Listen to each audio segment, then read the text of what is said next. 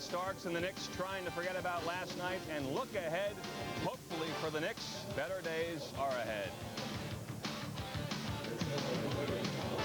It's the Knicks and the Bullets tonight, live, right here at the Garden. And hi everyone, I'm Bud Mishkin. Welcome to Knicks game night here on MSG. It was a long night for the Knicks in Orlando last night. One of the longest nights of Pat Riley's era here with the Knicks. They faced the Bullets tonight. One of the big stories in the league now, certainly with Chris Webber on board for the last couple of weeks. But again, for the Knicks, what a long night in Orlando. Almost nothing positive to come out of it for Pat Riley and his troops. Before the game, Coach Brian Hill of the Magic with a few quiet moments. There would be very few quiet moments for the Knicks. Shaq seemed like he could do just about everything. He had 38 points. He was 16 of 23 from the field. Yet another move around Patrick Ewing there. But the Magic are not just Shaq and Anthony Hardaway. Donald Royal had a good game driving the baseline there. And Hardaway was terrific. First half, give and go on the break, the resounding jam. Perhaps the highlight that we will most remember from last night, second half. Penny going in, up and over Patrick Ewing for the jam. 33 points, 8 assists on the night. Pat Riley after the game, certainly not a happy man. They were 10 times more intense than we were, you know. That's the disturbing part of it. You know, they're not only a gifted team, but they played, you know, much harder than we did. That's totally, you know, unexplainable. The Knick numbers from last night, hardly pretty. At Orlando, they allowed a season-high 125 points and 58% shooting from the field. The 25-point loss was the worst loss since the 29-point loss back in March of '93. That was the fight game against the Suns at Phoenix. The standings in the Atlantic Division, Orlando at the top, streaking 9 games in a row, 9 wins in a row. 3.5 games ahead of the Knicks. You see the Bullets trying to make a move now, looking for their second win in a row.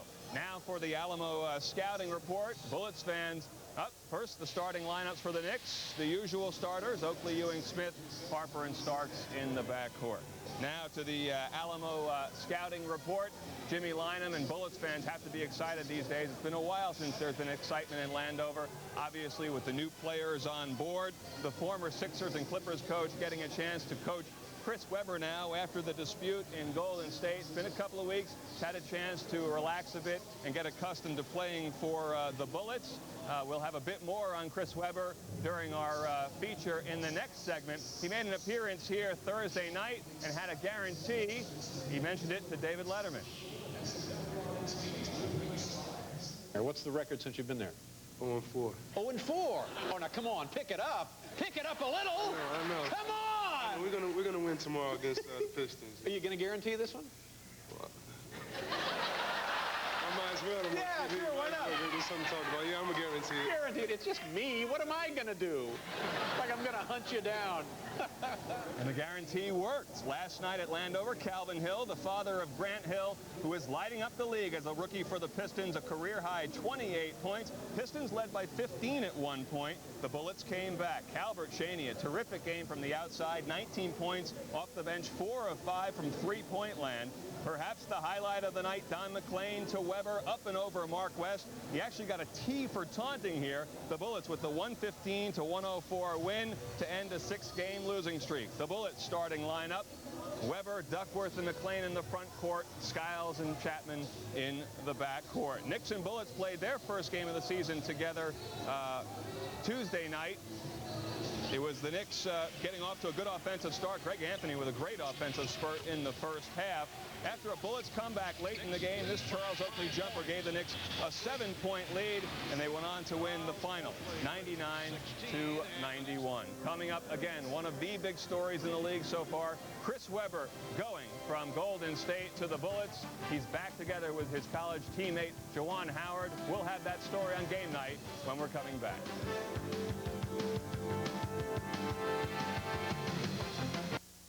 There's only one place for the widest selection.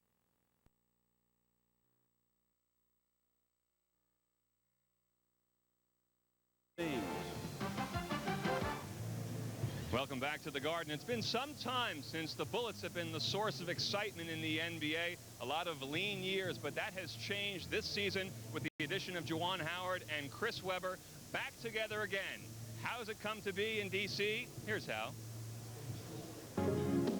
Chris Webber came to the forefront of the basketball world as the emotional leader of Michigan's Fab Five. Unfortunately, his college days may best be remembered for calling a timeout he didn't have against North Carolina. He was the first draft pick overall by Orlando, but was traded to Golden State on draft day for Anthony Hardaway and 3 top-round picks.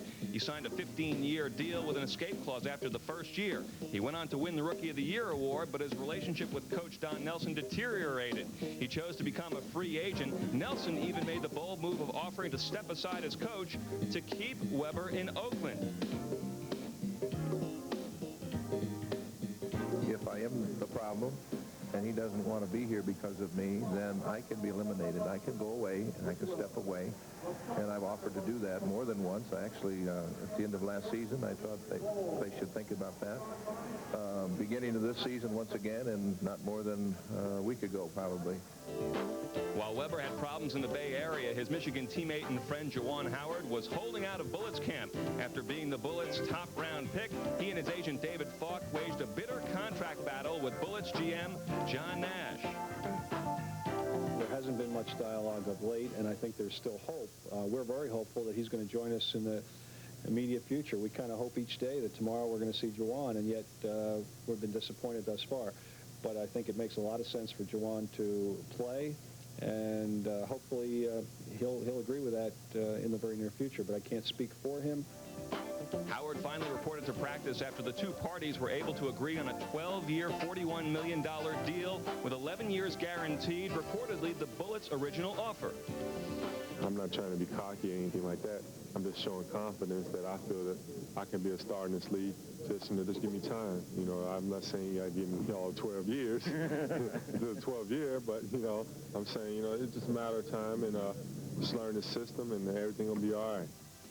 The same day, Nash hit the daily double. He acquired Webber from Golden State for the Bullets' most popular player, Tom Gugliotta, plus 3 first-round picks. Webber had just signed a 1-year deal, and Nash had his man. Despite the fact that these two young men are young men with not a great deal of experience at the NBA level, they're people that we think we can work with for the next 10 to 12, 15 years, perhaps. And this is the group that you're going to see compete in the immediate and probably the long-term future in Washington, D.C. Feels good to be here, and feels good to be a Bullet. And I'd like to thank everybody in the organization for even just the 1.5 days I've been here, just making me feel welcome and making me feel at home already. So with 1 day of practice under Coach Jim Lynam, the two made their debut in front of a sold-out crowd at the U.S. Air Arena. People began to forecast the Bullets as immediate Eastern Conference contenders. But they proved there will be a learning process as the Bullets lost to the Celtics, Calvert Chaney missing at the buzzer. They went on to lose 4 in a row before a win last night over the Pistons. Now with Webber and Howard in Bullets uniforms, the future is indeed bright in D.C. Now the question is Webber looking to rent or to buy in Washington? You see, he's a restricted free agent after this season, and there have been rumors that he might be looking to go back home to Detroit to play for the Pistons. So the question is, will he be in for several years to come in a Washington Bullets uniform? Obviously, Bullets fans are hoping that is the case. When we come back, we'll hear from Doc Rivers, and in Nick's notebook, the visit from Bernard King back to the Garden as a member of the Bullets. Hi, I'm Al Troutwig. Join me for the Al Troutwig Show. We'll be talking to, we could have a problem.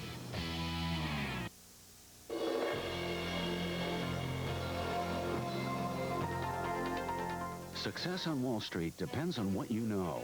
Standard & Poor's Outlook brings you the weekly market forecast, stock recommendations, and allocation advice of one of the world's top investment research organizations. Each week, you'll get fresh news and thoughtful analysis to keep you ahead of fast-breaking developments and help you profit from them. Articles offer insight into companies in the limelight, industries, and the economy. One of the most acclaimed features, S&P's STARS, Stock Appreciation Ranking System, gives you our analyst rankings of more than 1,000 actively traded stocks. Carefully carefully researched, with weekly updates to inform you of any change in opinion. It's like having the finest securities analysts working for you.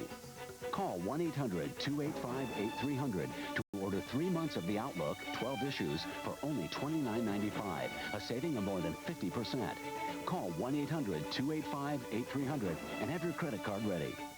Believe it, the Men's Apparel Liquidation Center in Farmingdale. A better way to buy better menswear. Aisle after aisle, one great name after another at prices you won't believe.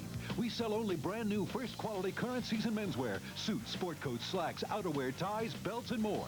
If you can't find it here for less, they don't make it. The Men's Apparel Liquidation Center. Nobody beats our prices. Nobody. Now open Thursday through Monday till Christmas for all your holiday shopping. 399 Smith Street, a block and a half east of Route 110. Thousands of shoppers make Christmas the time to give a Carrot Shop diamond. At 50% or more savings, there's a size and shape for every budget. I found the selection here was a lot bigger than most of the other stores. It's showing me all different styles and settings. 50% off, you know it's a great savings. This is a place with the greatest selection and the best prices. An engagement ring under the tree would be very nice. The Carrot Shop's got it. Ooh, the Carrot Shop's got it. Diamonds and gold.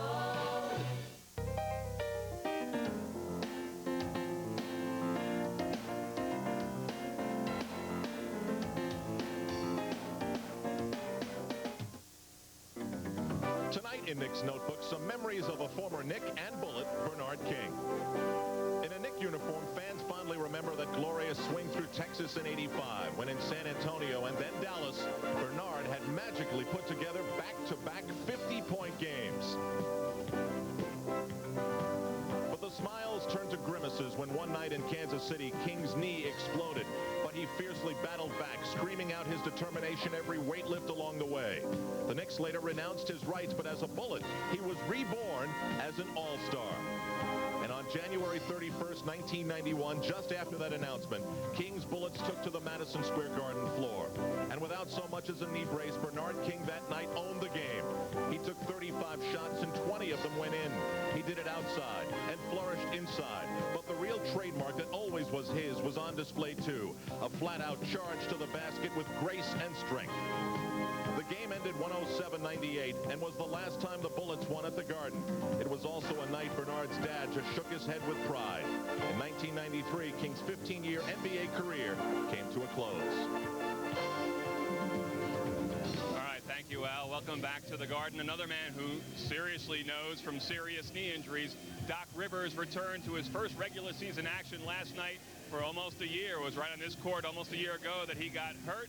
A serious knee injury. He spoke to our John Andres a few minutes ago about the return.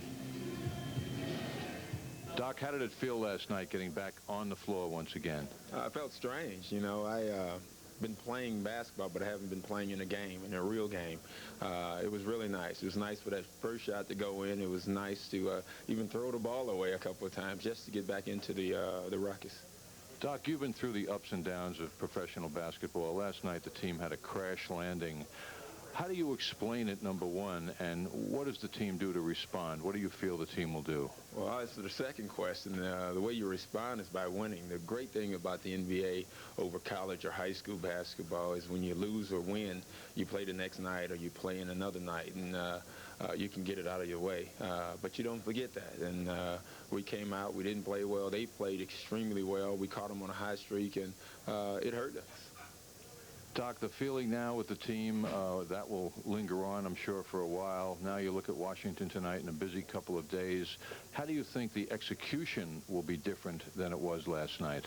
Well, hopefully the ball goes in a couple of times more. We just need to get in our offense and move the ball a little bit better.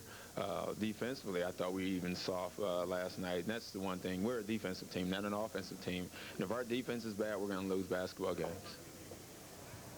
Question now is how long will Doc Rivers be here with the crowded situation at the Knicks guard position, but everybody's got to be happy just to see him back in uniform and healthy once again.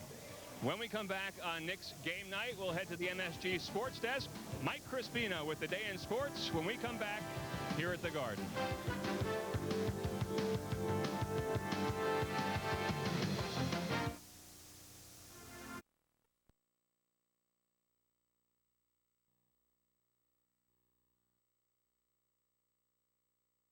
and they'll have to do it without Derek Coleman, who missed his second straight game with a sprained right wrist. Last night in Miami, horrendous effort against Kevin Lockery and the Miami Heat. It was Glenn Rice doing most of the damage. He was here, he was there, he was everywhere. A huge run, 14 of 18 for Glenn Rice.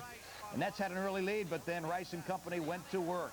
Alley-ooping all over the place. Butch Beard, his team down 66-51 at halftime. He saw Liddell Eccles. Liddell Eccles is back in the league, feeding Kevin Willis, who had a Heat career high 31 and 17 rebounds. It was a 7-point third-quarter lead for Miami. Then Rice with more on the run. Where are the blue shirts? Back on the fast break? Not really. Rice laid it in. The dejected Nets are home tonight in the cozy confines of the Meadowlands. Bobby Hurley returns to his home state, New Jersey, to play his second professional game there. Considering that horrible auto accident last year, it's a surprise. It's really a miracle that he is playing basketball again. Last night in Philadelphia, the Kings went down for the 9th time in 10 tries at the Spectrum. Hurley came off the bench in 19 minutes, had a couple of points and 6 assists. Wasn't enough, however, as they lost it by 3 to John Lucas's team, playing their first game in 6 days. He'd been running double sessions for the Sixers. Great shot by Hurley here into the teeth of the defense. It was tied at 65 headed to the fourth quarter. Then Clarence Weatherspoon went to work. Fadeaway, tough one, too. And he got it. 18 points for him. Biggest lead was 88-81. Then Willie Wanderlust Burton, who's had all kinds of trouble getting to practice, being on time for planes and everything, laid it in. 25 points for him. Mitch Richmond had 30. It wasn't enough. 99-96 was the final. Well, that deal for Weber and Gugliotta hasn't paid any dividends yet for either team. The two teams, Golden State and Washington, have won just 1 game each. The Warriors will be hosting the Pacers tonight on the West Coast. Gugliotta will be in uniform for Golden State. The game that has the nation buzzing, however, is happening in Los Angeles. The Clip Dogs, the Clippers, that is, and the T-Worsts, the T-Wolves, will go at it there. They have won 2 games of their first 27. Minnesota has both wins. The Clippers are 0-14. Coming up in a few moments here on MSG, Patrick Ewing and the Knicks against the Washington Bullets. Enjoy, everybody. New York Knicks Game Night has been brought to you by Payne Weber. We believe our most important investment is an investment in relationships. By McDonald's. What you want is what you get at McDonald's today. And by Eagle. Test drive an Eagle at your Tri-State Jeep and Eagle dealer or call 1-800-2-TEST-EAGLE. Everybody limbo!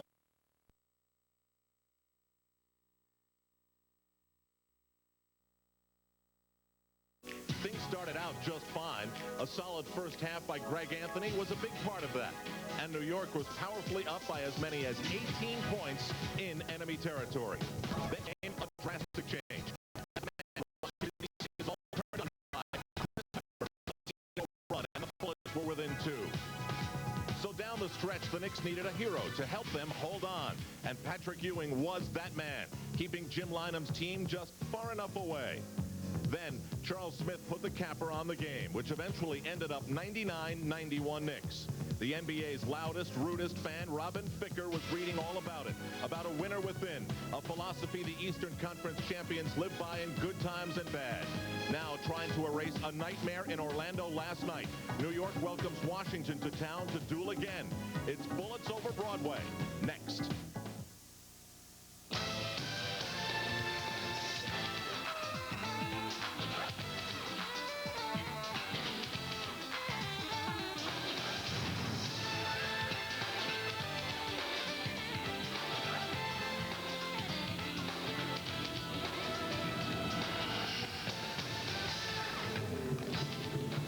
Welcome you live to the home of the Eastern Conference champions, Madison Square Garden, where tonight the Knicks play host to the Bullets of Washington, who finally got their first win in the Juwan Howard, Chris Webber era last night against Detroit.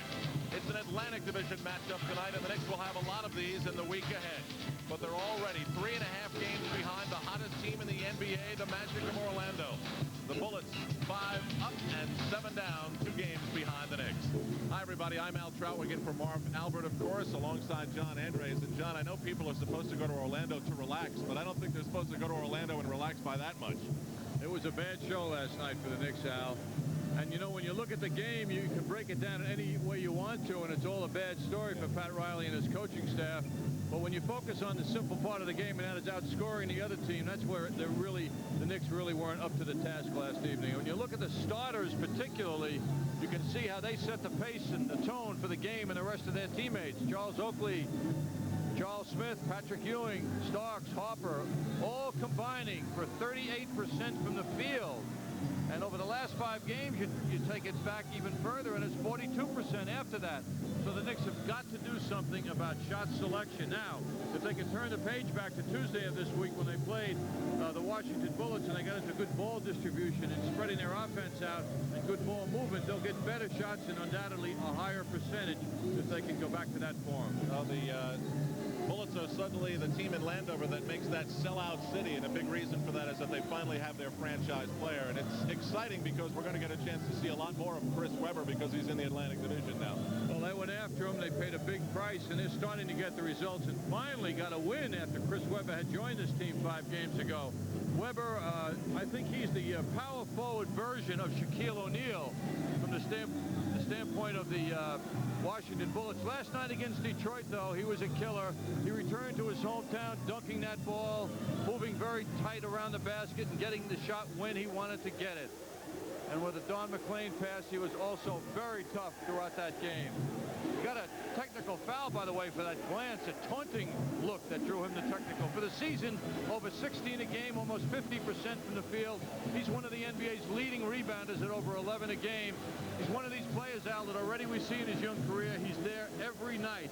Very tough player, and you know they want to repeat their victory last night and keep it going. And the Bullets have shown some comeback ability with Chris Webber. On Tuesday night, down 18, they came within 2. The Knicks eventually beat them. Last night, they were down 15. They come back to beat the Pistons. The master motivator, Pat Riley, will find out exactly how he gets the Knicks emotionally ready to take on the Bullets at home in a moment.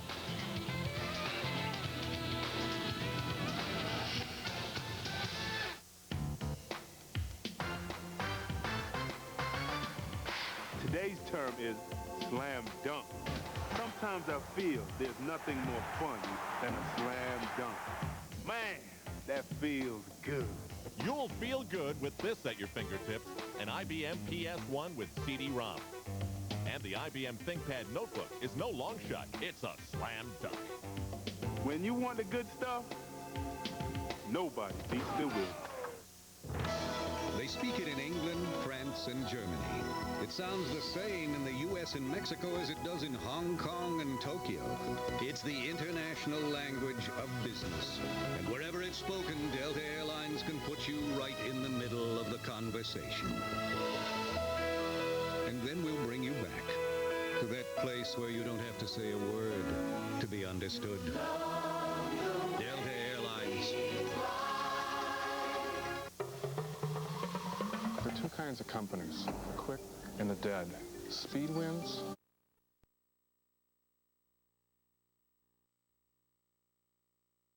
Here,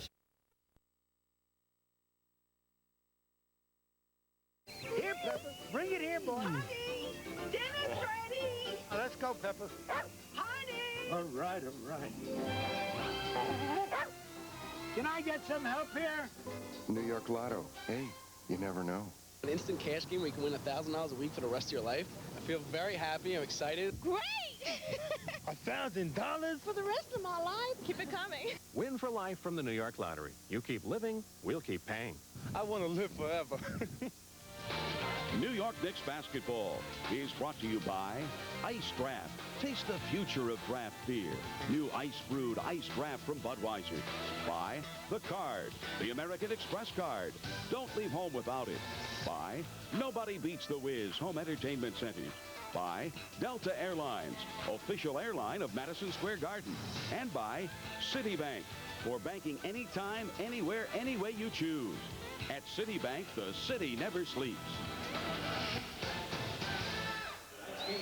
It is the 7-5 Knickerbockers trying as quickly as they can to forget about last night's 25-point loss to the Magic. Let's meet the lineups. 4 from Kentucky, number 3, Rex Chapman. And guard at 6'1" from Michigan State, number 4, Scott Skiles. And forward at 6'10" from Michigan, number 2, Chris Webber. 6'10" from UCLA, number 34, Don McClain. And at center at 7 feet from Eastern Illinois, 00, Kevin Duckworth. The trainer is Kevin Johnson. Assistant coaches Bob Stack and Derek Smith. And the head coach, Jim Lino.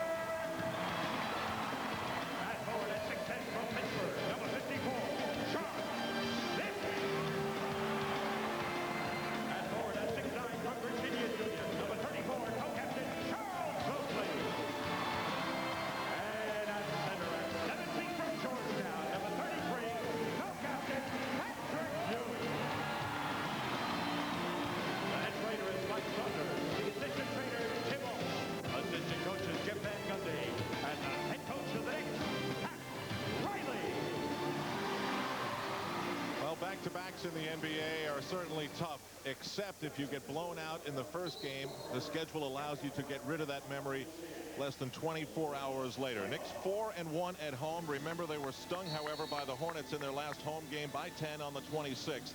And tonight's game, John, marks the beginning of a very important Atlantic Division stretch, which actually began last night against Orlando. But the Knicks will get a chance to see the Sixers on Monday, then the Celtics on Tuesday, wrapping up the week Friday at Atlanta on the Delta Airlines upcoming schedule. Well, the Knicks are happy you know about this busy schedule because of what happened last night, Al. They have a lot of work to do to get back in sync. And you know, this man, with all of his intensity, is delighted that there is a game 24 hours after what happened in Orlando. Patrick Ewing badly outplayed by Shaquille O'Neal last night, and Chris Webber steps onto the floor here at the Garden. Joe Crawford, Ken Maurer, and Ron Oleziak on assignment from the NBA tonight. And Webber will jump it up against Ewing. And it's one on the second tap. Derek Harper and John Starks in the backcourt, of course. Oakley, Smith, and Ewing up front. Duckworth on Ewing. Smith. Knicks on the board first. Nobody on Smith after 4 passes. That should be a lesson for the Knicks tonight. Scott Skiles picked up by the Knicks point man, Derek Harper. Don McClain guarded by Smith. Ewing on Duckworth. Oakley on Webber. Starks on Chapman. The fake by McClain gets him nothing as he's well short.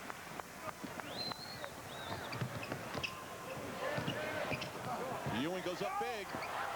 Well short on the finger roll. He got stopped by somebody inside.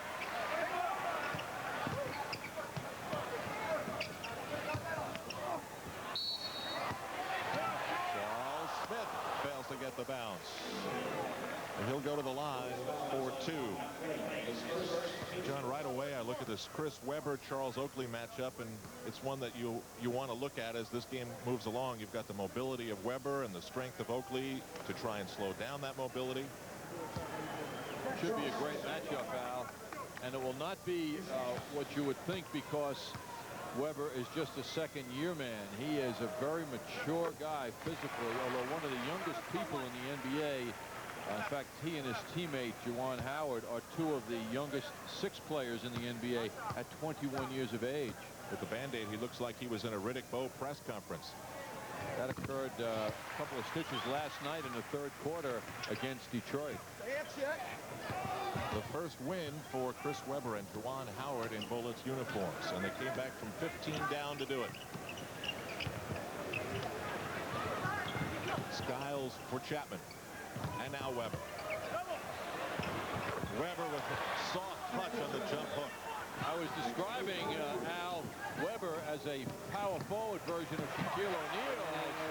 Derek Harper drives, takes apart that Washington internal defense.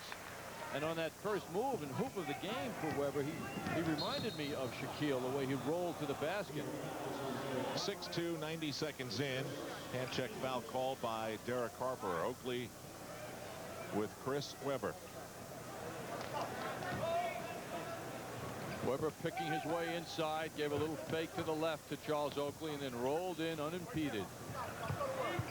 I've never understood the appeal of 0-0, but Kevin Duckworth wears it and comes up short, followed by Weber, but a foul. He used some contact to gain position on Oakley. His first. Second team foul on the Bullets. They're the hot ticket in town. Abe Poland calling it one of the landmark days in franchise history. The acquisition of Weber and the signing of Howard, and a spectacular move by John Starks.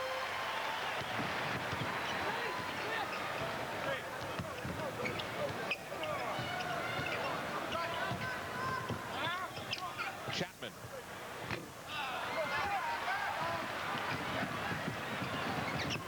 Bullets 1 for 4 to start this one.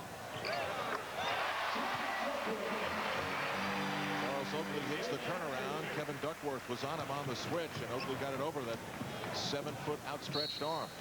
And Jimmy Lynam doesn't like the way this one is starting, so a timeout here at the Garden. It is a 20 with 9:35 to go in the first quarter. 10-2 Knicks. Well, both teams playing last evening, so they're both comparatively equally rested at any rate, although great pressure on the Knicks was such that they have to snap out of the doldrums, certainly more than Washington does. But the Knicks here at home, after that tough workout last night, as they were worked over, are looking very sharp here by pushing the ball up court. And with a couple of passes, they're breaking down the Bullets defense very quickly. Moments ago, this great move by John Starks. Well, John is concentrating. He could have looked, you know, Al, you notice he didn't even look for the jump shot. He's focusing on driving that basketball. That's the message. He's only been to the line twice in the last 5 games, so he's got to draw fouls. And John, you know they say so often you hit a few layups and suddenly you're hitting jumpers. Oh, Chapman misses and Weber is there.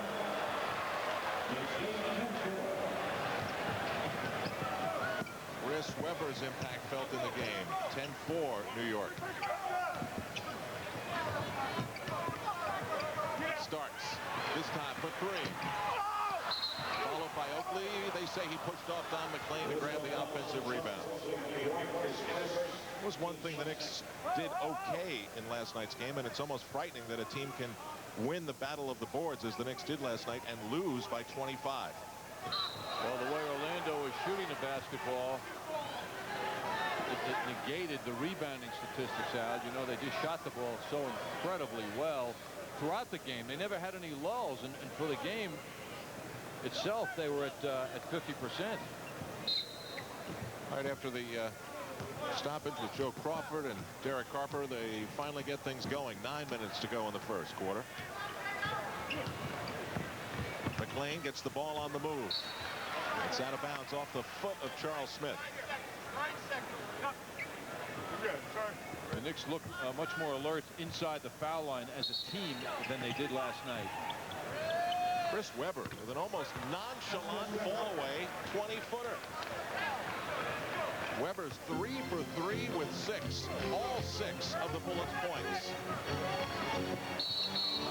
Patrick Ewing, not realizing, caught the ball. He's mystified by it.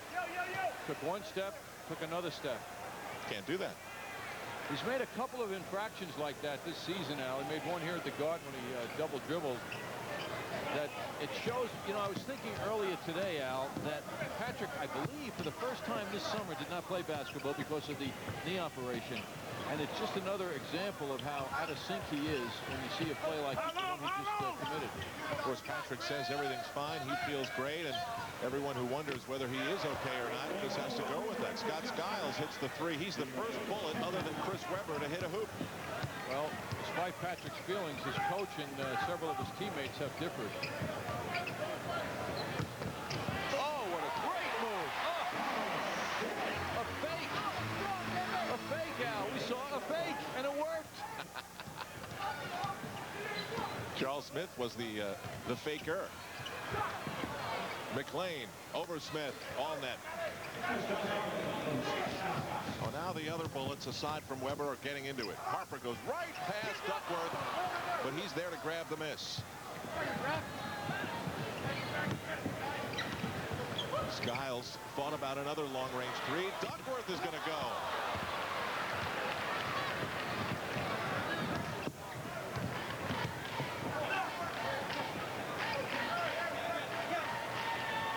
Starks on Chapman.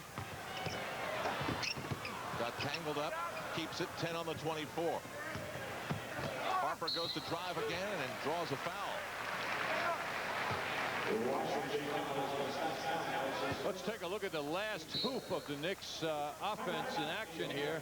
Charles Smith, the little ball fake. And the effect of that fake is that his man becomes stationary. He loses his flow, and it enabled Charles to fire on forward. Jerome, Andre, Shannon, Marshall. What is this? Star Search. Big name players, funky dances. Madden NFL 95. EA Sports. You've got to see this beauty perform. Goes from 0 to 70 fast. So quiet, you don't even know it's running. It's a high-efficiency slant-fin boiler. Even when it's below 0, this computer-designed boiler quickly heats the house. Reduces heating bills, too. Slant-fin uses metal push nipples, not flimsy gaskets which can leak. Replace your old boiler with a slant-fin. It just can't be outperformed.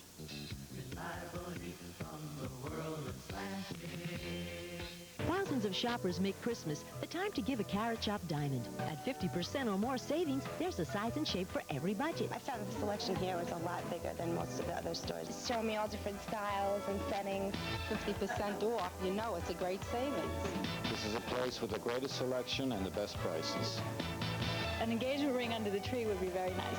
The Carrot Shop's got it. Ooh, the Carrot Shop's got it. Diamonds and gold. Of Long Island's most prominent automobile dealerships is proud to present two of the nation's most prestigious automobile brands, Buick and GMC Truck. Now you can save twice with the Tom Rice price when you buy or lease any brand new Buick or GMC truck. And remember who gives you the lowest prices, the biggest inventory, and the absolute best service. Only at Tom Rice Buick, you get the Tom Rice price. Tom Rice Buick. And GMC Trucks. It's the 1994 sports auction at Madison Square Garden next Tuesday night. Don't miss your chance to bid on exciting sports trips, equipment, tickets to world-class events, and sports memorabilia while raising money for the YMCA Youth Scholarship Fund. Ticket price includes a dinner, auction, and a ticket to the Knicks-Celtics game following the auction. Call 212-630-9616 for more information. 7:12 to go in the first quarter. It is the Knicks 12. Still 12 with Derek Harper at the line. He drew the foul on the drive. It was charged to Scott Skiles, his first. Derek averaging just under 12 and just under 6 assists so far this season. And with a right to left spin on the ball, he gets it to fall. It's strange when you see a player not get a forward to backward spin on the ball, but it worked. McLean fakes right, goes left, draws two. Weber. And they've got Smith on Weber on the switch. Duckworth goes jump hook on Ewing. And Oakley pulled it down on the line. It will be bullet ball. Knicks big men are moving very well together. They're communicating, not necessarily verbally, but they're into each other's motions out there and covering so well. Chapman very quiet in the game so far. Draws the foul from John Starks. Chapman comes in as the leading scorer for the Bullets. That'll probably change shortly with Chris Webber's ongoing contributions, but he's averaging 19 points a game. Webber's already leading this team in rebounding with 11 per game. He's got the ball. Actually gives him a little room, and Weber just dances his way into position, and that is just an obvious goaltending on a beautiful spin move. by Chris Webber. More and more you're seeing Knicks opponents isolating their skilled players on one side of the court and letting them operate one-on-one. Let's remember as we watch Chris Webber, he is part of Michigan's class of 95. His class is going to graduate next spring. Smith for Oakley, who's got Skiles on him. He missed on 2 chances with Scott Skiles on him. Webber behind the back for Chapman. And that's the way the script reads. On a pass like that, you make that shot, and Chapman did. Man, that's when basketball is fun. Played the way Webber and Chapman just did. Offensive foul. Charles Smith is called on setting the screen and moving while he was setting it. Webber hasn't missed 4 for 4. Beautiful behind the back pass by Webber to Rex Chapman, who had plenty of time. Chapman for Skiles. Duckworth posting on Ewing. Bangs into him hard. Gets it to go. An off-balance leaner by Kevin Duckworth. 15-3 run by the Bullets of Landover, and they lead it 17-13.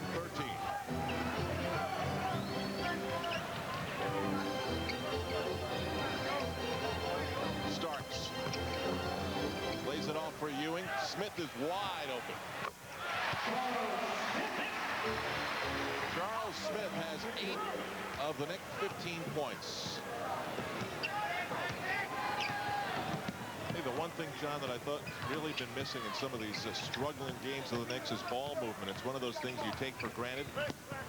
And yet sometimes it's difficult to reestablish it, especially effectively. It's one thing to just pass the ball around. It's another thing to get the ball to the right man at the right time. Doesn't seem to happen on the road for the Knicks, but here they can get into it.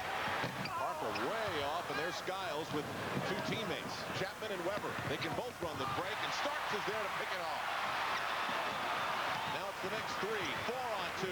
Smith apart. Charles Smith with 10 points. He's also perfect from the floor. So the offensive story of this game right now is Charles Smith against Chris Webber. They both have not missed a shot. Oakley overplays to go for the steal, but draws the foul, does Chris Webber. Second foul on Oakley. How about Webber helping him up? Something Oakley will rarely do. And Charles is not interested at all in the help. Anthony Mason into the game for the Knicks. And substitutions, and the pattern of them is going to become increasingly more difficult for Pat Riley. They've already got Charlie Ward out of the picture on the injured list with the return of Anthony Bonner and Doc Rivers. You still got Doug Christie, who they want to be a big part of this team. Who's going to go when he comes back? Don McLean is out, and Calbert Chaney, who had a great game against Detroit last night, comes off the bench. Ewing with the big rebound.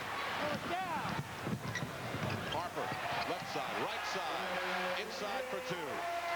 Well, it's a big difference when you have Scott Skiles in front of you versus Anthony Hardaway, and Harper's enjoying the difference. Deliberate dribble by Skiles, under 4 minutes to go in the first. They go up for Webber.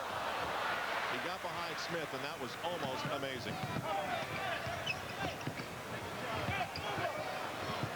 Charles Smith, his first miss on the fall away. Rex Chapman is there. So it's Chaney on the front line with Webber and Duckworth.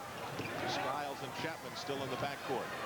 Mason, the only Knicks substitution so far for Oakley, who's got 2 fouls. Ewing high above the rim for the rebound. Mason on the break. Derek Harper's making it happen.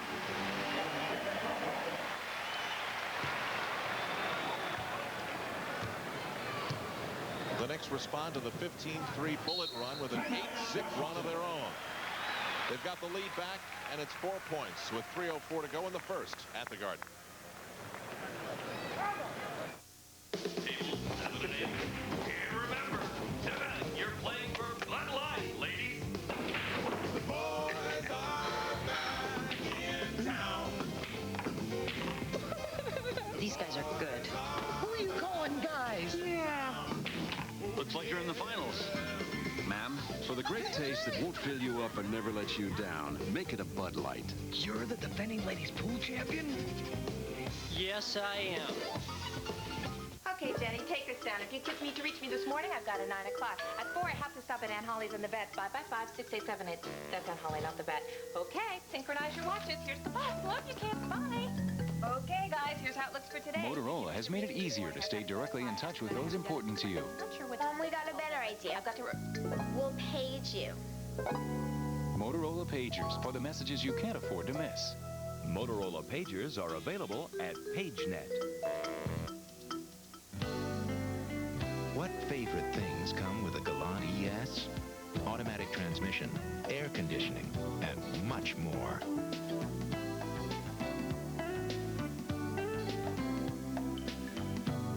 And what do you pay for all this? Just $209 a month with $1,000 down. For a limited time, a great lease on a great Galant. From Mitsubishi, the new thinking in automobiles. Well, the Knicks let the Bullets catch up and go by them for a moment, but now they've turned things around. A lot of it's due to this rebounding. We're taking a Perry Ellis look at Patrick Ewing igniting a fast break. Looking at Derek Harper make his selection, and he makes a very nice one. You know, John, Anthony Mason appreciated. No one does the Perry Ellis look quite like you. Thank you, Al. And from a man who has quite a commercial commitment himself, that's quite a compliment. Nobody, Al, nobody beats. Please don't, John. 3:01 to go in the first, and the Knicks are doing it on the break. Chapman and Skiles work a back and forth, and that's a three-pointer for Scott Skiles. And both Chapman and Skiles are very dangerous if they get it going from out there.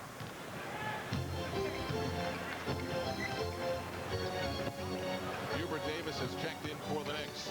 He feeds Harper, who gets it to Herb Williams, also just on. Now Mason, and 3 seconds is called on Charles Smith, who was caught down low. Pat Riley said Orlando was just 10 times more intense last night, which was very, in his words, disturbing. And if he said that publicly, Al, which is an incriminating statement when you think about it, can you imagine what he said privately to his team? Calbert Chaney on off the bench, so is Juwan Howard. And Chaney will step to the line.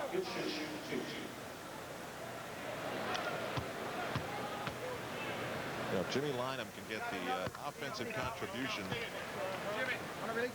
off the bench like he got from Chaney last night. 6 of 8 from the floor, 19 points in 21 minutes. That's almost a point a minute in a pretty good bench stretch. And the victory over Detroit. Derek Harper, well short, but he's getting great penetration. That'll pay off in the long run for the Knicks in this game if he can continue to do that. Chaney for 3.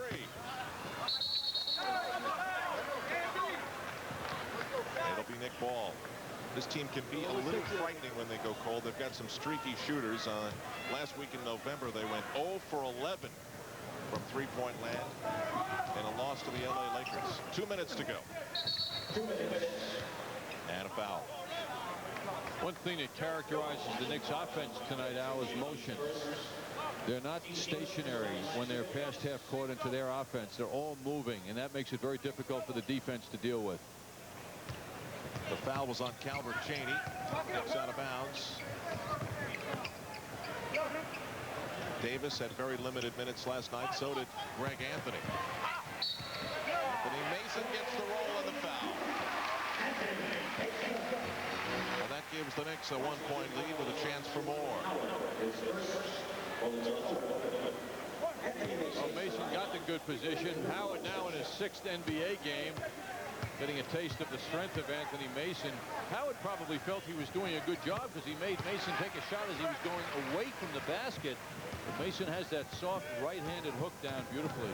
Mason, a 73% free throw shooter, cans the free one. Knicks by 2, 1:40 to go. Davis on Chapman. Stutter step between his legs. And the turnaround.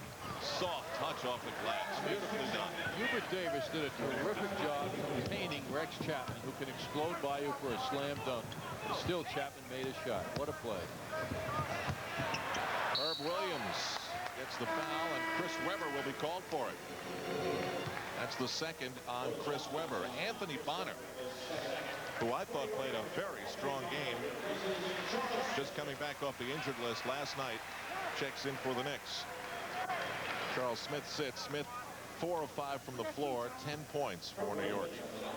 Bonner played 24 minutes, half the game, and the amazing thing was how many times he got to the foul line last night, Al. 10 times the foul line for Bonner. The closest guy to him was Herb Williams, who got to the line for 4 shots. Ewing and Starks, imagine that, each got to the line once last night.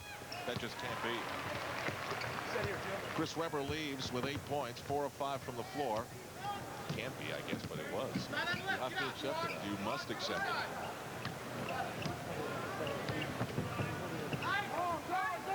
Chapman again, and they clear it out. Lynham wants him to take Hubert one-on-one, and he's hurt Hubert right now. I mean, that had bad shot written all over it. A poor shot. Hubert played him well.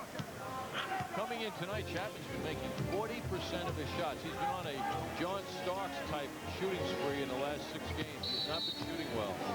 He's made his career taking what looked to be bad shots and hitting them. Juwan Howard is called for the foul. Second foul on him. You know, in the opening game of the season, this team, the Washington Bullets, shocked the Orlando Magic. It was a game-winning shot by Chapman that did it. Mason back to the line, so he has definitely had an offensive impact in the last few minutes of this first quarter off the bench. That fast break layup, 3-point play, now to the line again.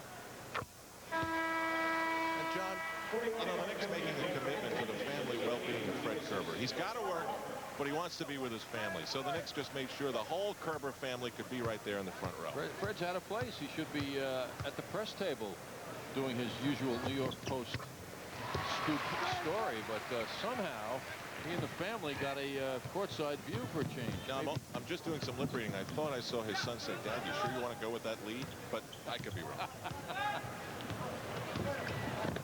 35 seconds to go in the first quarter. Cheney draws Anthony. Good look for Jim McIlvaine, the 7-1 center out of Marquette, who's getting a couple of bonus minutes here in the late stages of the first quarter. George Murasan, the 7-7 center, is on the injured list with a left knee sprain. The Knicks can't quite play it for one final shot. And Anthony Mason just runs right through Rex Chapman. That's an offensive foul. So the Bullets will have 12 and a half to make something happen in a 1-point game with the Knicks up.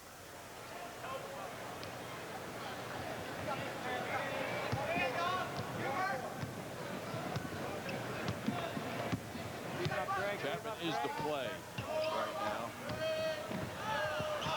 And there's one of those bad-looking shots that didn't go his way. He was well played. Greg Anthony on him. First quarter done. Knicks up 27-26.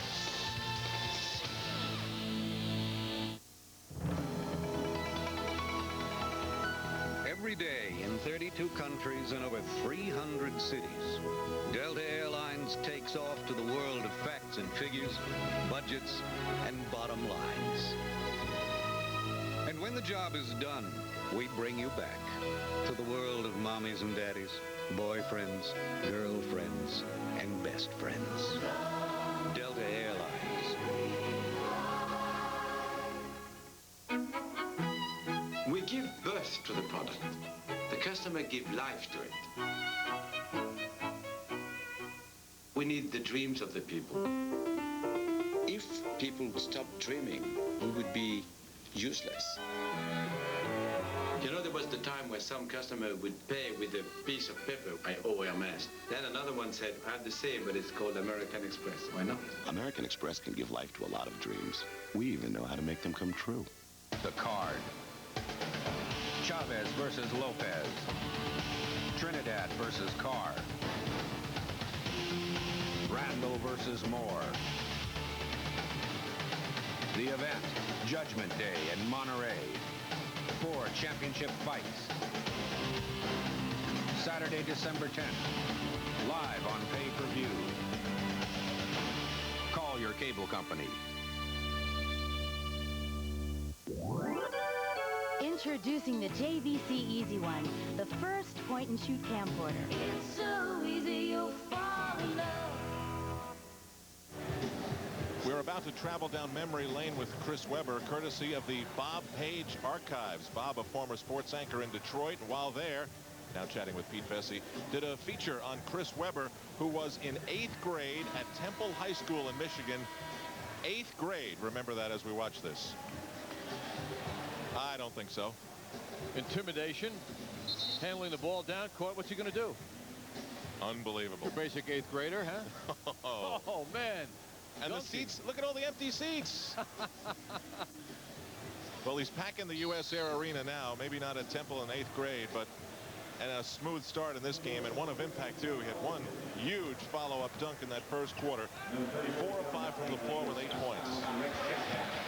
Knicks on the steal as we begin the second. And from time to time, we will go into the Bob Page archives. Bob has some very interesting video that he's accumulated over the years. Greg Anthony and Hubert Davis in the Knick backcourt with Anthony Bonner, Anthony Mason, and Herb Williams up front, out of bounds off the fingertips of Herb Williams. Nice idea, but it was too low for Herb Williams. Pat Riley now going with a bench offense out there, and defense, of course. None of the starters out in the court now. Doug Overton at the point with Larry Stewart, Calbert Cheney, Jim McIlvaine, and that man shooting, Don McLean. Hubert Davis loses the rebound out of bounds. Bullet ball with a fresh 24.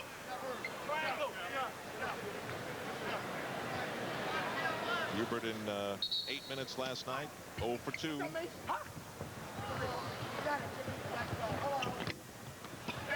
In and out by Calbert Cheney. Bonner running through traffic. Gets tangled in the air, but finds Greg Anthony, who looks for Hubert Davis, who fires the three and hits it. Nice simple look by Greg Anthony, getting the ball to Hubert Davis. Second three-point attempt made by the Knicks. First one they've hit.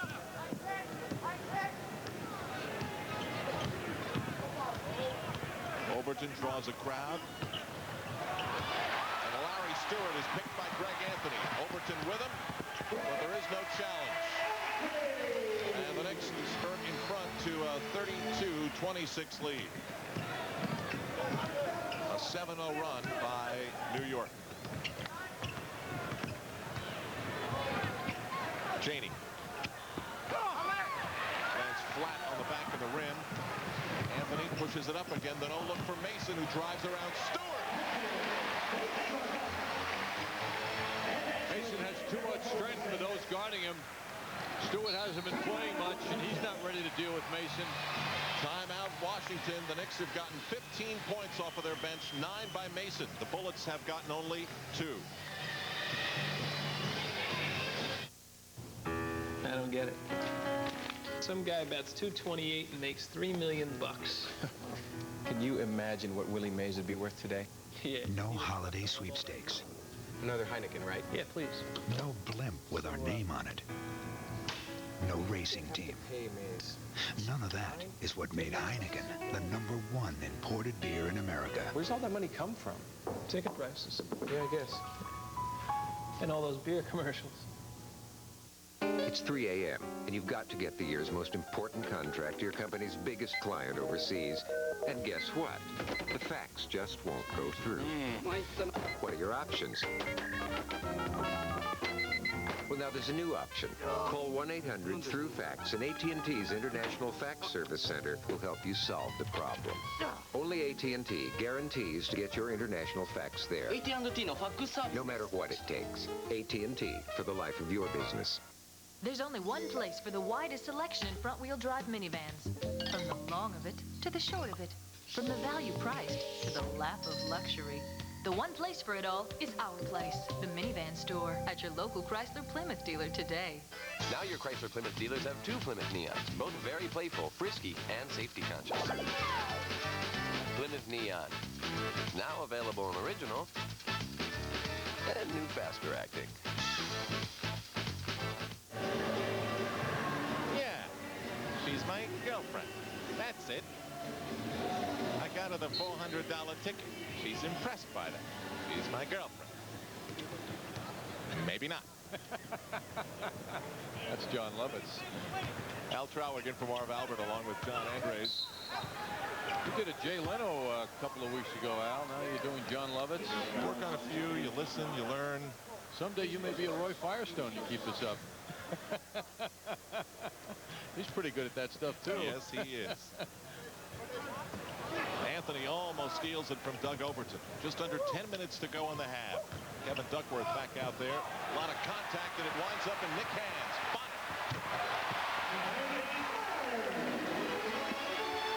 Bonner had some surgery. He was out a while, and it hasn't taken him long to get back into his game. A little pressure by the Knicks in the backcourt. They're enjoying an 11-0 run right now. And they've opened up a 10-point lead. This is Anthony Bonner's second game of the season. Duckworth tangled up hard off the glass. Mason with a big rebound and fouled in the process.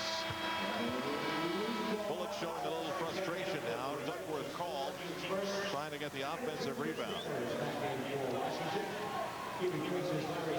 Larry Stewart sits and Chris Webber returns.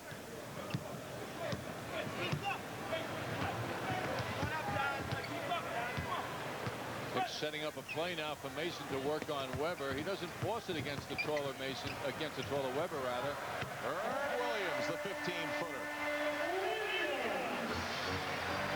This happened to glance, John, down the career highs segment on the stat sheet today. I hadn't looked at it in a while. And, you know, sometimes you forget Herb had a 40-point game once for Indiana. I mean, he had that kind of offensive potential. And we've seen it in spurts lately in his time filling in for Patrick Ewing. Don McLean, huge rebound by the new slimmer, trimmer, Kevin Duckworth. And that's a 2-point follow. Hard to believe McLean is the best shooter on this team at 50%. Greg Anthony hits, and the Knicks haven't missed in this quarter. 6 for 6 from the floor.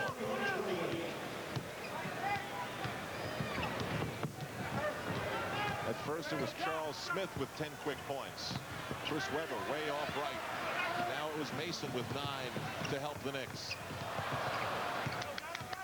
Webber tried to stay with Williams spinning along the baseline, and Herb Williams, with some help from Anthony Mason, draws the foul.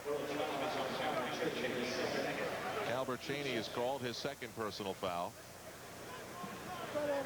And as a result, Anthony Mason will step to the line. Now, Mason is 3 for 3 from the floor and 3 for 3 from the free throw line, with 2 rebounds and 9 points.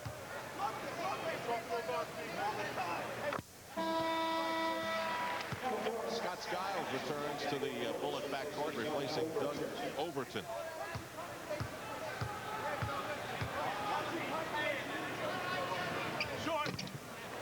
First miss of any kind in the game by Anthony Mason.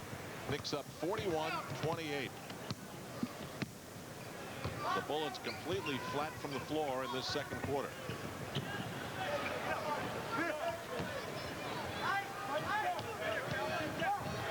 McLean. He just lost Anthony Bonner, who lost his footing and then got the open jumper. McLean's working very hard for his shots. Finally gets one down. He's their third scorer at 16 a game. Anthony working one-on-one against Skiles. Now it comes out around the perimeter.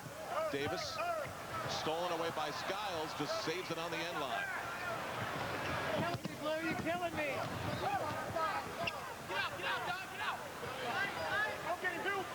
They'll clear it out for Cheney to go on Williams. Gets by, meets some opposition, draws the foul, and gets it in. That was a mismatch immediately taken advantage of by the Bullets. Cheney all of a sudden picked up in transition by Herb Williams. And the advantage is Cheney's speed, which he demonstrated. Jimmy. Take a look at it now.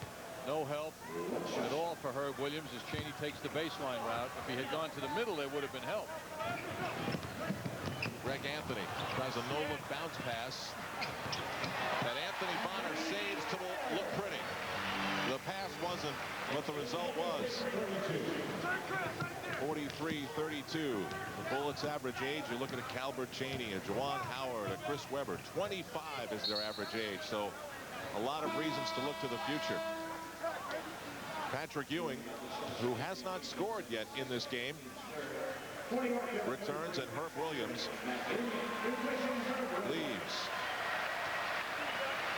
Well, there's a look. 5 players under 25 years of age. Not a lot of experience, but only 3 NBA teams have less. And the Bullets also point to the fact that for all the draft picks they gave up to get Chris Webber, they still have a first-round pick in 95, 96, and 97. Another difficult matchup for Hubert Davis. Calvert Chaney at 6'7", taking advantage of his size. Anthony Mason turning out a tremendous half. He's been quiet of late offensively, but he's exploding here in the first half. Nick lead back to double digits. And a steal. Greg Anthony emerges with Bonner, and he can run. You know that. Oh, it was beautiful. It was a complete 360 for the ball, and it didn't go. Skiles. Boy, a 3-on-1 semi-fast break, and Skiles, leading the break, decides to take a three-point shot. That was the first miss by any one of the Knicks players who have come off the bench. They are 10 from 11, make it 11 for 12 from the Knicks bench. Tremendous shot by Hubert Davis.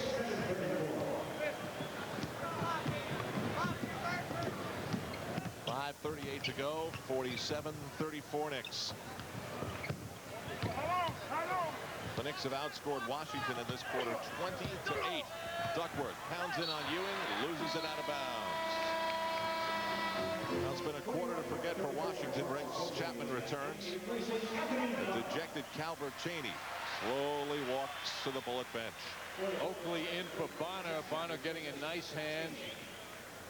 He gave the team a big lift. The bench scoring is almost unbelievable. 28-6. And that's the depth of the Knicks.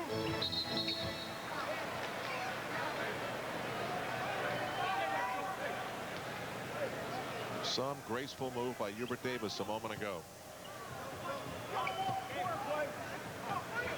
What's hard to believe in this game is that Patrick Ewing has only taken 1 shot and has not scored, as I've said. 22nd timeout with Anthony pinned in the corner. Well, the good part about that, Al, is that the Knicks have a 13-point lead. Last night, he had 14 shots in the first half. Charles Smith had none. A whole different look to the offense tonight. Sharing of the basketball. Knicks are pushing the ball. Harper got off to a good start. And Pat Riley went to his bench right away. After the Knicks established a major presence in the game, he started sharing the playing time. And guys coming off the bench like Bonner and Drake Anthony have done a nice job.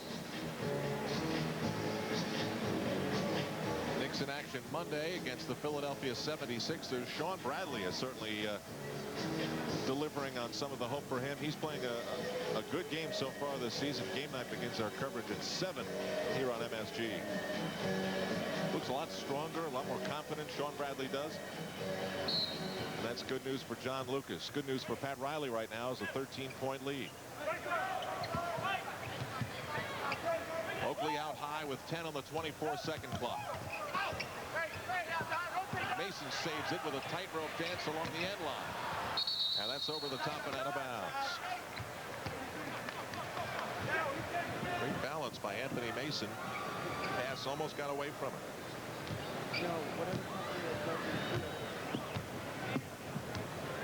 Scott Skiles with the ball. His old team, the Magic of Orlando, the best record in the NBA right now. Chris Webber misses on the drive. Outroars Anthony Mason. Oakley running. No look for Mason. Oh, he's having a great first half. Anthony Mason just looks sensational tonight, and Charles Oakley was right with him stride for stride on the break. He looks like Anthony Hardaway did last night, leading the break, rebounding, passing, and powering his way to the hoop. John Starks returns. Hubert Davis leaves. Davis's impact. 2 shots taken, 2 shots made, 5 points. Anthony on Skiles. Webber thinking about coming over to double. Starks guarded by Chapman, and Ewing is fouled by Kevin Duckworth.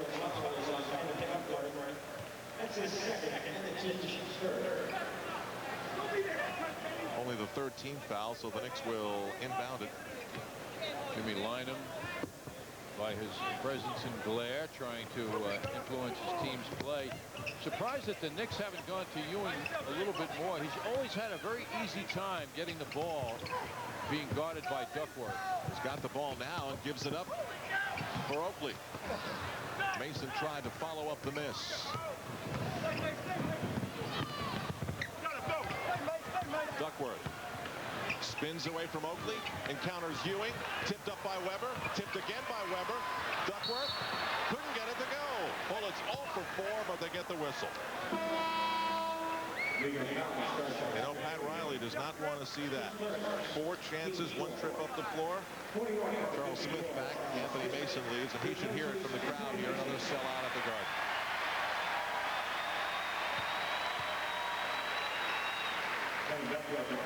Pat Riley's Knicks 10 of 14 shooting in this second quarter. Washington 4 for 15. 4 for 15. Anthony Mason leads the game with 14 points, 5 out of 5 from the field. What a solid game for him. Greg Anthony also did a nice job. 2 out of 3, 4 points. It's a first half where the star has really been the Knick bench. Meanwhile, Charles Smith has entered the game after a first quarter when he shot 4 out of 5 from the field to lead the Knicks in the first quarter with 10 points. Ewing, little fake there, John. Little fake. Interception by Patrick. But he just doesn't look right. Did not look right there. It's always amazed me, though, how the big, strong, heavy guy, Kevin Duckworth, who's now leaving the game, has always allowed Ewing to get the ball down low, and it's set the stage for Ewing to have big games against him. The other side of the picture, though, is that Duckworth has been playing with much more energy this season and is much more of an asset to the Bullets so far this year. Yeah, we've learned that the knee surgeries are sometimes Skiles. Oh, great touch. Oh, he got Harper. He got Harper with the fake jump shot.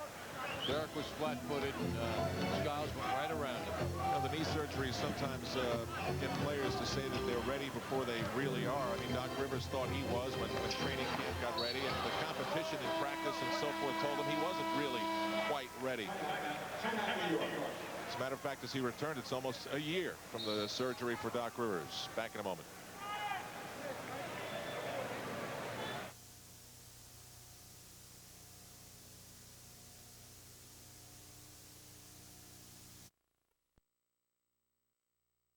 The future, 20 years from today. You'll get your first flying car license. People will control the weather. Clouds will be an art form. 73 will be middle. Times change. But since the Wittenauer Long Life has a lithium iodine power source, you won't have to change it for 10,512,000 minutes. Available at Marvel & Sons Jewelry with 3 convenient locations: Cedarhurst, Great Neck, and Woodbury.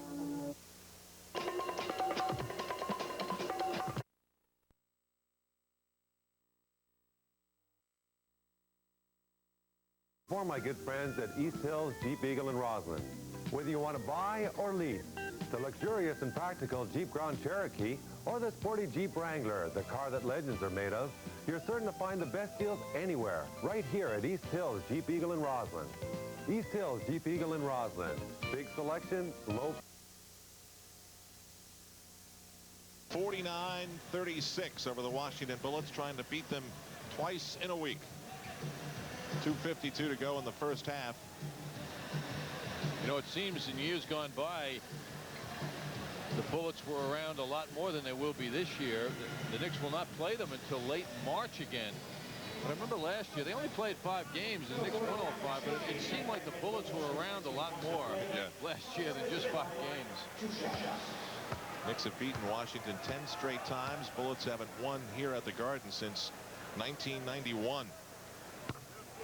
As Bud Mishkin showed us on Knicks game night, the night that Bernard King scored 49. The bench scoring tonight is amazing, favoring the Knicks. They're shooting 12 of 15 from the floor. Sounds like 80% to me, Al. For 75. Well, now that you've opened it up, you better figure it out. I want the division going on right now. Good with math. Calvert Chaney back in for the Bullets, and Charles Smith is on him. Oakley fronts Weber as Chaney attempted the alley-oop. Weber never even saw it. Nicely played by Charles Oakley, as Weber was thinking of going airborne, and Calvert Chaney was thinking along with him. Double team right away on Ewing. Poked away by Chaney. Smith the only nick back. And Calvert Chaney slams it for two on the pick. 51-38. And now pressure by the Bullets in the backcourt. Bullets overcame a Knicks 16-point lead the other night late in the game to pull within 3. Ewing has trouble getting the handle. Still scoreless, Patrick Ewing is in this first half. Oakley's shot is off. Weber almost threw it away.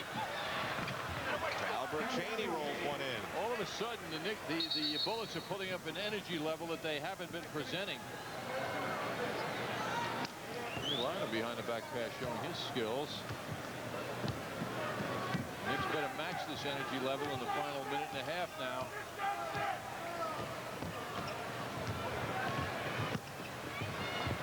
Starks rejected by Chapman. Alley-oop for Weber. A little off on their timing.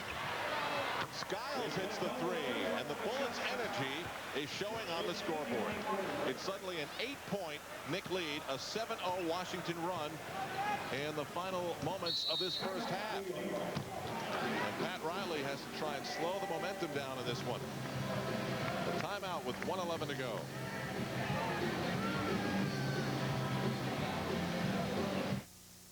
Next week is my 5th wedding anniversary. It's unbelievable how time flies. Did you get her a present yet? Yeah, I'm getting her a really nice washer and dryer. Oh, come on. She'll never forgive you. You got to get her something for her. It is for her. No blondes and bikinis. Get her jewelry. No sales pitch from the chairman. For vacation. None of that is what made Heineken the #1 imported beer in America. You think I should take her someplace special? Definitely. So maybe I'll take her to Cooperstown. No. Mrs. Humpty. What is it, Earl? Well, it's about Humpty. Yes? Ned and I have been thinking this through for a while, and it don't add up. Humpty was a pro. He'd never just lose his balance. We think Humpty was pushed.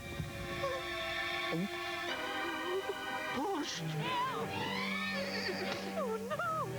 Minex. More information, more solutions, more stuff. What favorite things come with a Galant ES? Automatic transmission, air conditioning, and much more.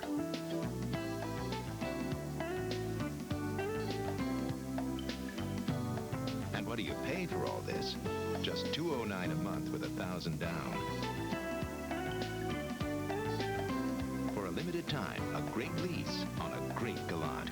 From Mitsubishi, the new thinking in automobiles. Don't miss the all-new holiday musical from the composer of Aladdin and Beauty and the Beast, A Christmas Carol at the Paramount now through January 1st, presented by Nobody Beats the Wiz. Tickets are on sale now at the Garden Box office and all Ticketmaster outlets. John, I was there last night. I have to give it a big thumbs up. It's a dazzler. I'll be right behind you, Al. Of course, that meant I had to watch Knicks Rewind also, but I was there for it. Hubert Davis with 1 minute to go in the half. It'll be out of bounds off of Charles Smith. Bullet ball. They're on a 7-0 run here. Knicks led by as many as 15. It's now an 8-point Knick lead. Extra moment to dry off the ball, and Derek Harper is going to make Scott Skiles trip up the floor a little bit more complicated than it might normally be. Leans in. Harper with the arm on Skiles. As long as that forearm is on him, it is not an infraction. Weber spins, goes up, and draws the foul. You can tell, John, in practice and through the 5 games the Bullets have played with Chris Weber, they know the amazingly acrobatic things they can do. The number of times they just throw the ball up there waiting for him to suddenly appear and turn it into 2 points. It sounds funny to say. He's only 6'10", which certainly doesn't physically distinguish him from many other big men in the league.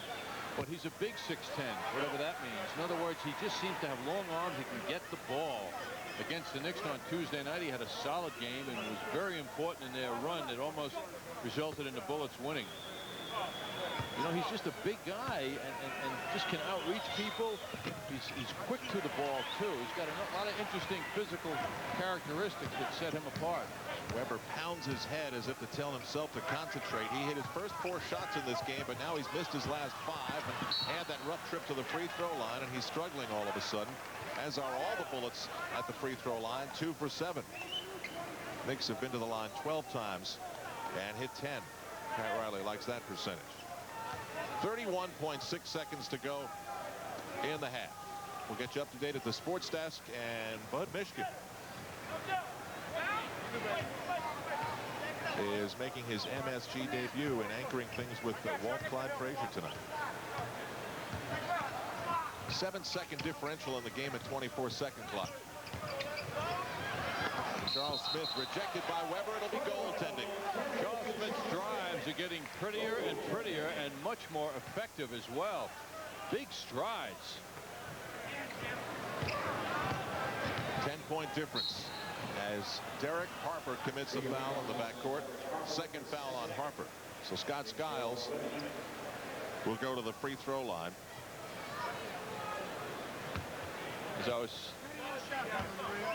This is almost a lock for Skiles. He's a 90% free throw shooter. And, John, that's what you're talking about. The last drive by Smith was a beauty.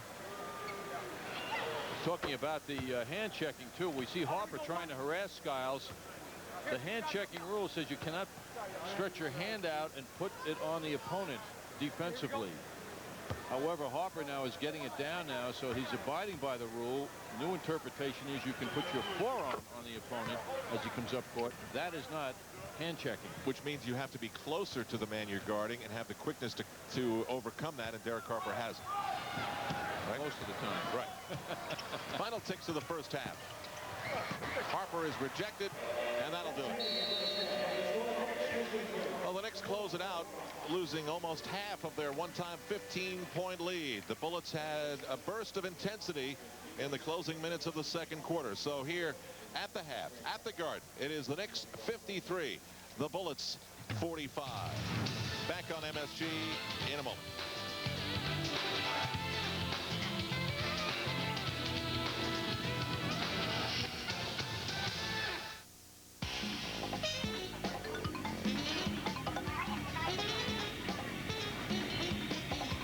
The New York Times, people think you like to read about economic embargoes and global warming, when in fact, a lot of our readers prefer to read about real estate. I may be looking for a place on Pennsylvania Avenue. The New York Times. Read what you like. Maybe a big white house with pillars. And remember, you're playing for Bud Light, ladies. The boys are back in town. These guys are good. Who are you calling guys? Yeah. Looks like you're in the finals. Ma'am, for the great taste that won't fill you up and never let you down, make it a Bud Light. You're the defending ladies pool champion? Yes, I am. Both the new Chase Cash Builder Visa and the Discover card give you cash back. But only Cash Builder consistently gives you 1% back on purchases, 10% back on interest, is accepted at 11 million places, and has no annual fee. Once you've used Cash Builder, you'll see there's nothing left to discover. Call 1-800-AT-CHASE to apply. Chase Manhattan. Profit from the experience. There are a lot of men's stores in New York where you can buy expensive clothes expensively.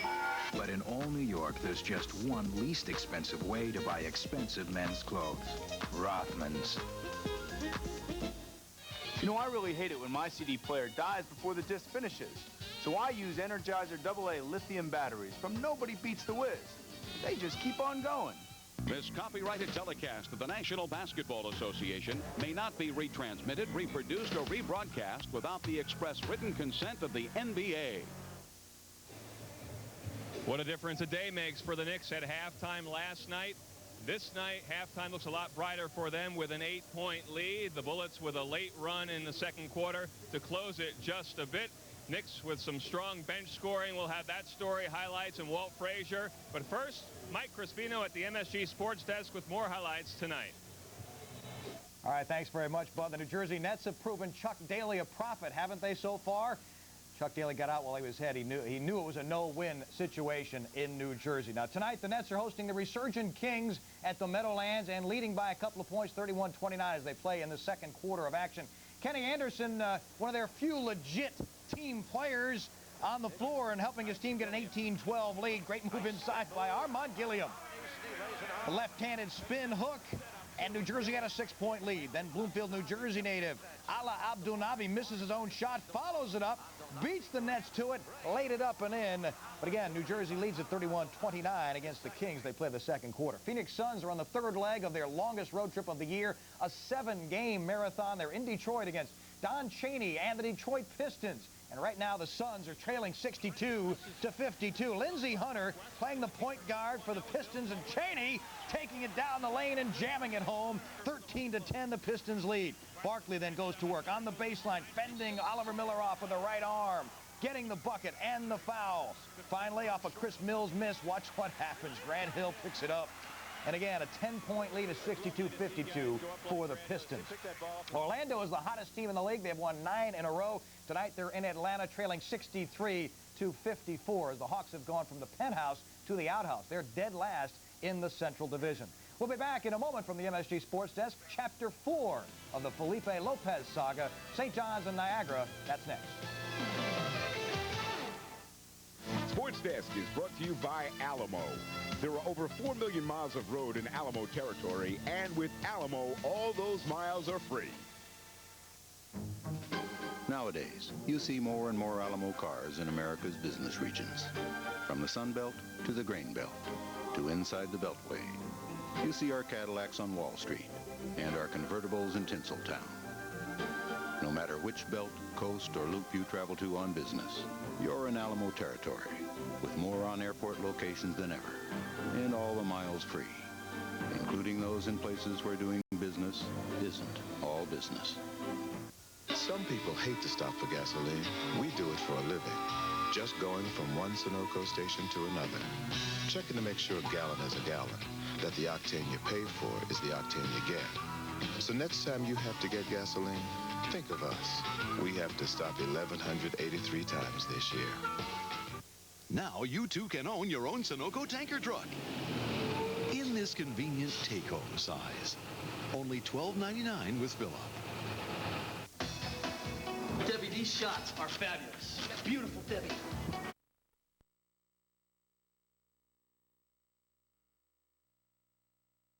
Last great player to attend Niagara University, he created the same sensation that Felipe Lopez is creating at St. John's. Well, he is long retired, of course, Calvin Murphy from the NBA. St. John's has Felipe Lopez, although they didn't really need his help today. Niagara isn't recruiting the same kind of people that Calvin Murphy is. 89-56 was the final. Brian Mahoney had an easy night, or afternoon, I should say. Felipe had 14 off a steal, 12-7 St. John's early. Charles Minlin inside, not much resistance for him. 13.7 rebounds. They opened up a 23-9 lead on an 11-0 run in the first half. Rashawn McLeod led everybody with 15, and Zendon Hamilton had 14 as well. Johnny's led it by 14 at half, and Tariq Turner found Rowan Barrett for 2 of the many garbage points in this one. Fordham was out of its class at Manhattan this afternoon, 45-15. They trailed at halftime. They lose at 88-48. College football, Florida won the SEC championship 24-23 over Alabama. Army beat Navy 22-20. Back with the Knicks story in a moment. For more money, you need Citibank's low-rate home.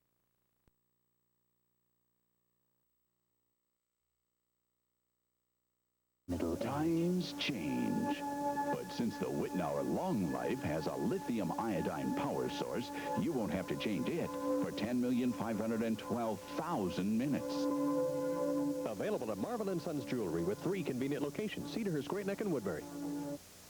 It's non-stop around the clock. It's Ski Stop's 83-hour marathon. Set your alarm for 5 a.m., 2 p.m., or 2 a.m. Nobody beats Ski Stop's 83 hours of time-crunching savings. If you haven't been to America's Winter Warehouse in the last few days, you haven't seen millions of dollars in new inventory. Truckloads of new merchandise, super specials around the clock. It's what to give, it's what to get, and it's all at the lowest prices guaranteed. Ski Stop's 83-hour marathon. You can't afford to miss it. It all ends Sunday, 8 p.m.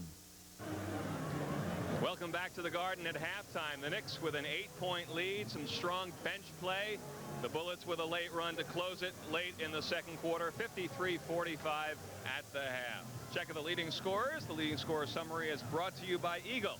Test drive an Eagle at your Tri-State Jeep and Eagle dealer or call 1-800-2-TEST-EAGLE. Smith and Mason both with 14 points apiece to lead the Knicks. As for the Bullets, some strong play tonight from Scott Skiles leading the Bullets with 13 points, Calbert Chaney with 10, and you see Weber with 8 and Rex Chapman with 6. Joined now at halftime by Walt Frazier. What a difference a day makes for the Knicks. Got to believe that they feel a little bit better about themselves right now at halftime than they did last night. Well, that's true, but I think the second unit has played well. The first unit is still discombobulated. No moving and grooving by Ewing. And I think other than Anthony Mason, he's the only guy that really has an offensive force right now. All right, let's head to the highlights now. The Knicks did come out well, in particular the bench play. Anthony Mason right here, 2 of his 14 points. Yeah, nice transitional hoop by Mason between the legs and then scooping it to the basket. So the Knicks were thriving in transition. Once again, a bit later on in the half with the second unit in, Greg Anthony inside to Mason. So Mason 6'7", 250, just overwhelming it well with the fallback shot. So this tied his season high of 14 points for Anthony Mason. Greg Anthony has had a lot of solid minutes off the bench so far this year. Yeah, his perimeter shot has really improved, but also creates havoc on the defense. So this time coming out with a steal, so he'll be uncontested. Again, another hoop in transition by the Knicks. The Bullets made a late run second quarter. Calbert Chaney, one of their better players, their young players. Right here, he's very elusive. A good play beating Herb Williams off the dribble and then making the hoop as well. So they have to focus on Chaney. He was the guy that made a run late in the second quarter to get them back into the game. All right, well, thanks. We'll see you on the radio. Knicks feeling a little bit better about themselves with an 8-point lead at halftime. We'll bring you back to John and Al for the second half right after this. Now, Eureka Vacs so powerful they've earned the Corvette name. Corvette Hand Vac and Corvette Wet Dry. The next generation from Eureka. Thousands of shoppers every year come back to the Carrot Shop. They love our quality, love our selection, and are thrilled with saving 50% or more. There's no middleman. There's savings right there. And they have the best selection in town. I would love to find a diamond engagement ring under my tree. Diamond earrings for his mother and my mother. Ring for my husband. Big, big diamond heart. Necklace, bracelet, pendant. Ooh, the Carrot Shop's got it. Diamonds and gold. To believe it, the Men's Apparel Liquidation Center in Farmingdale. A better way to buy better menswear. Aisle after aisle, one great name after another at prices you won't believe. We sell only brand new first quality current season menswear. Suits, sport coats, slacks, outerwear, ties, belts, and more. If you can't find it here for less, they don't make it. The Men's Apparel Liquidation Center. Nobody beats our prices. Nobody. Open Friday, Saturday, and Sunday only, and only for the smartest shoppers. 399 Smith Street, a block and a half east of Route 110. It's non-stop around the clock. It's Ski Stop's 83-hour marathon. Set your alarm for 5 a.m., 2 p.m., or 2 a.m. Nobody beats Ski Stop's 83 hours of time-crunching savings. If you haven't been to America's Winter Warehouse in the last few days, you haven't seen millions of dollars in new inventory. Truckloads of new merchandise, super specials around the clock. It's what to give, it's what to get, and it's all at the lowest prices guaranteed. Ski Stop's 83-hour marathon. You can't afford to miss it. It all ends Sunday, 8 p.m. If you're shopping around for a new car, it makes perfect sense to visit the one dealership that displays the most popular brands. Hi, I'm Bob Neister for all my friends at East Hills Chrysler Jeep in Roslyn. Whether you want to buy or lease a brand new Chrysler, Plymouth, Jeep, or Eagle, you're sure to find what you're looking for when you visit East Hills Chrysler Jeep. It's the one place you'll find a complete inventory without disappointment. And when it comes to price, you'll find my friends at East Hills Chrysler Jeep very, very customer friendly.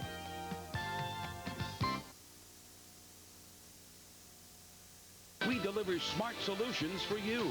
And by MetLife. Get Met. It pays. Welcome back to the Garden. The Knicks with an 8-point lead at halftime against the Bullets. The first half statistics with Alan John. All right, Bud, welcome. John, I feel bad for Bud. He's completely unaware of the first night MSG tradition of the shaving cream pie in the face on the post-game show. He's just totally unaware of that. Knicks doing it from the floor, aren't they? A lot different from last night.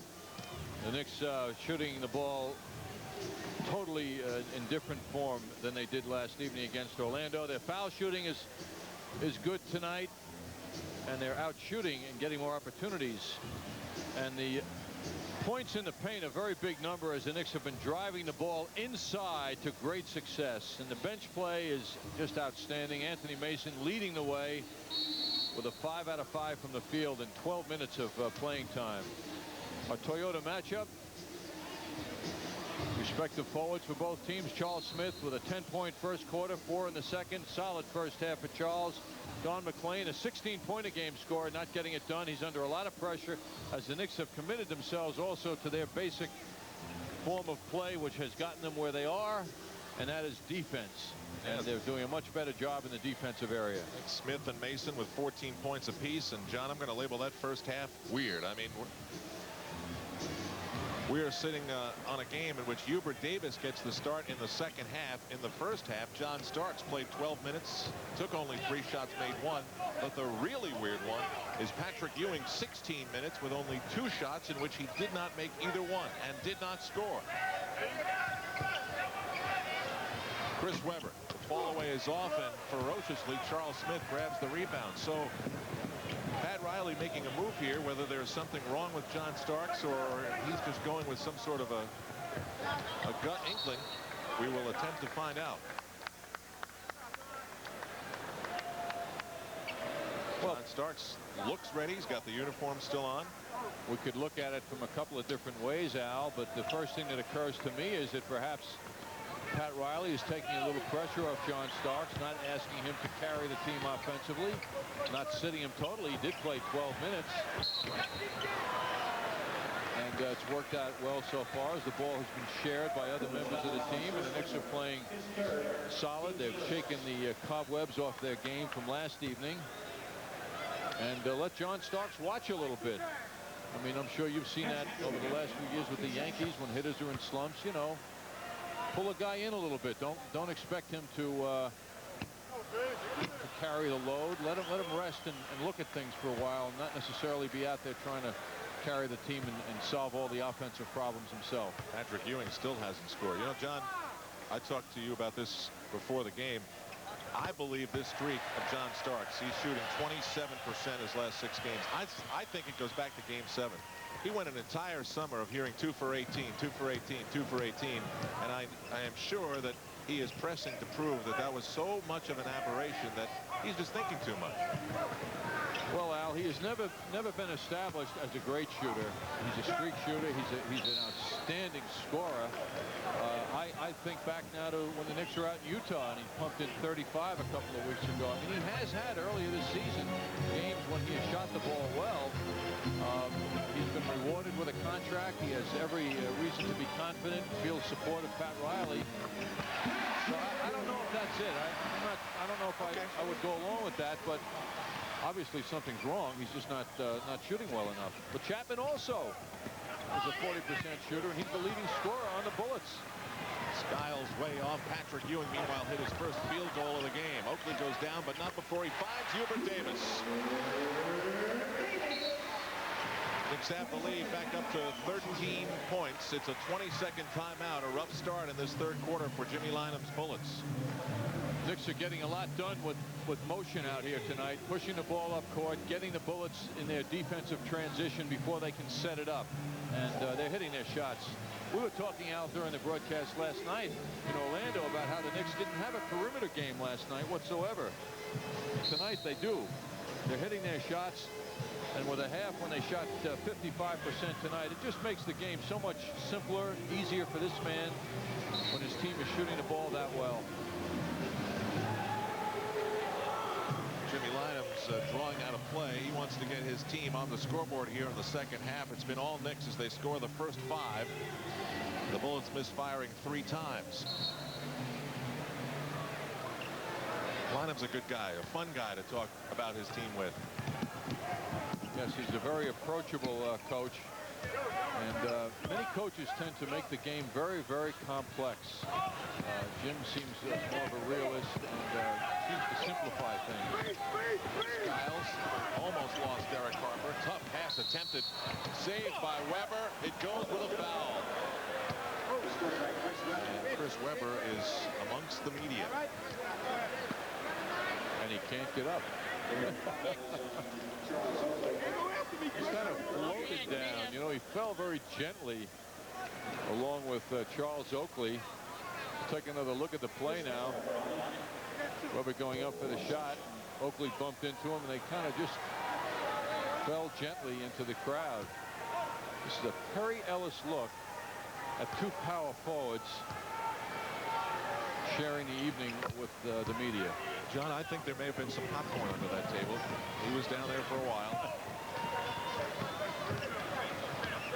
It is 58-48. 10 points again. Patrick Ewing almost walked. Charles Smith creates some space. Davis, who starts the second half in place of Starks, gets in trouble. Saved by Oakley. 4 on the 24-second clock. Smith. Well off, and the 24-second clock expires. Charles claiming he was hit on the forearm. The shot did not hit the rim, so the clock is allowed to continue and buzz off. I wasn't talking to you, John. Thanks, Al. Skiles from about 27 feet hits the 3. Skiles has a history of being an excellent long-range shooter, and I'm surprised that he doesn't take more of them. He's only taken 44 3-point shots now in 13 games. Oakley hits from just inside the 3-point line. It's been a game of streaks. A streak for the Knicks to take a big lead. Bullets come back. Knicks rebound. The Bullets with a run. Chapman. He's 3 for 8 from the floor. Harper didn't see as much room as he wanted inside. Now Ewing lost the handle. Smith throws it out of bounds.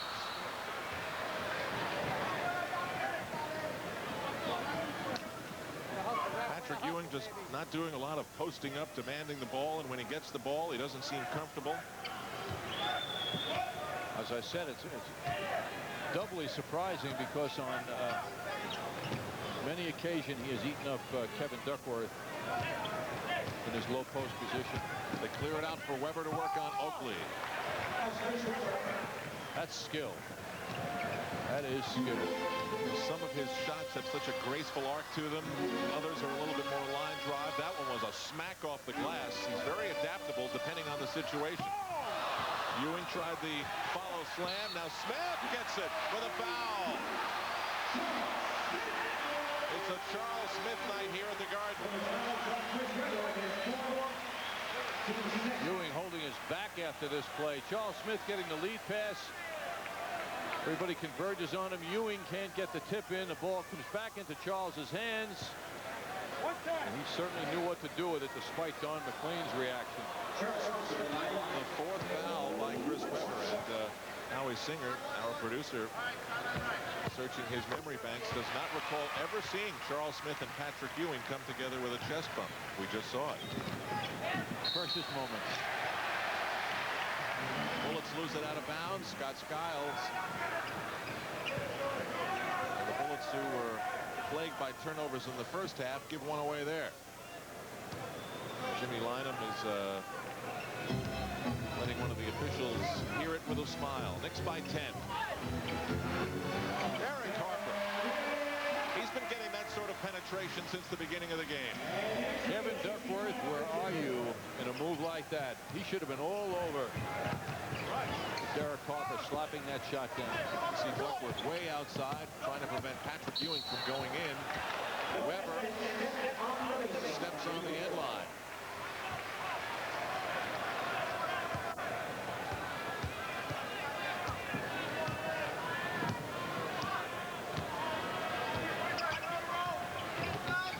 uses Ewing's screen. Davis trying to elude Chapman. It's Smith. Almost an air ball. Grabbed by Weber. Chapman for three. All net.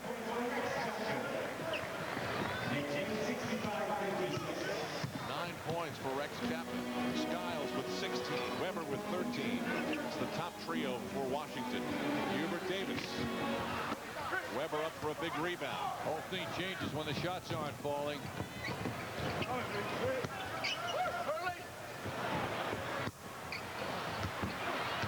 McLean almost had it. Davis throws it away. Rex Chapman brings it around for Washington. So anxious to ignite a break. Skiles draws the foul. A wild shot attempt, but Derek Harper will be whistled for it. 6:35 to go. Knicks up 9. Back in a moment.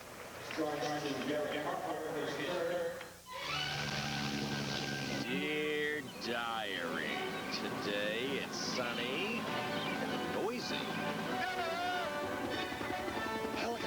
Iggy, you see what I see? We're safe!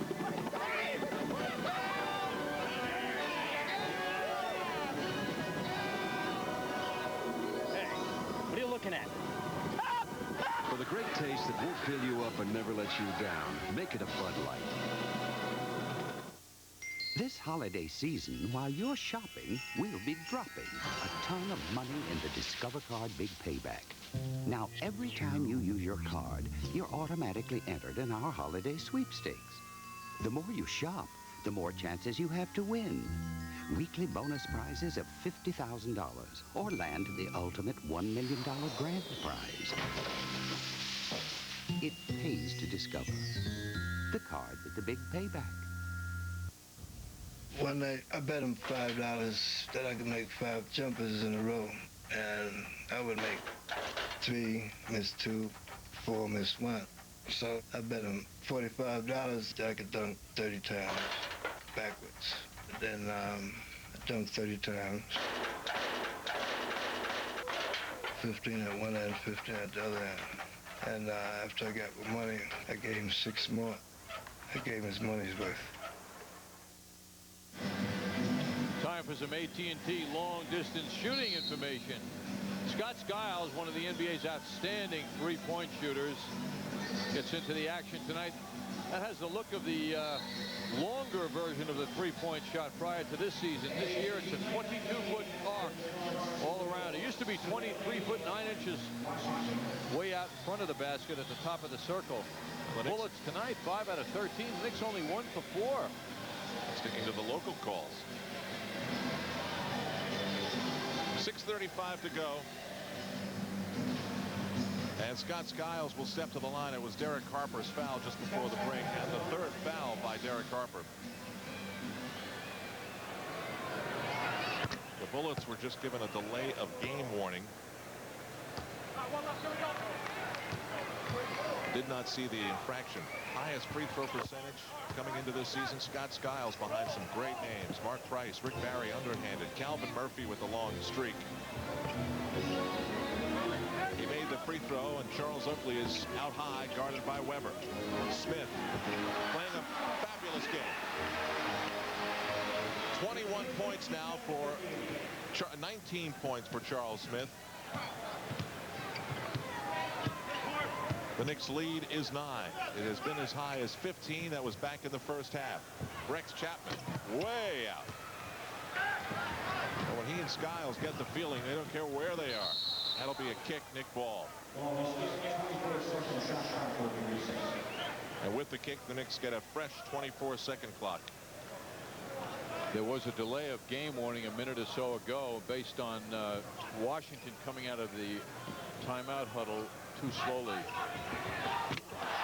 Yes, it's all working for Charles Smith. Oakley goes up, the alley-oop connects, but what about his wrist? Did he hurt it on the slam? Well, he's not holding it anymore, he's just wiggling a little bit. That's the kind of play that shows you why his teammates love him, and I'm referring to Charles Oakley, who saw Smith in that situation where the defense had it back to the passer.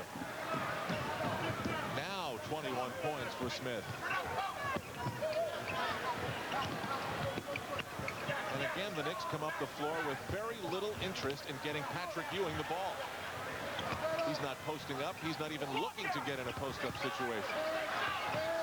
Way away from the ball. 3 on the 24-second clock. Harper.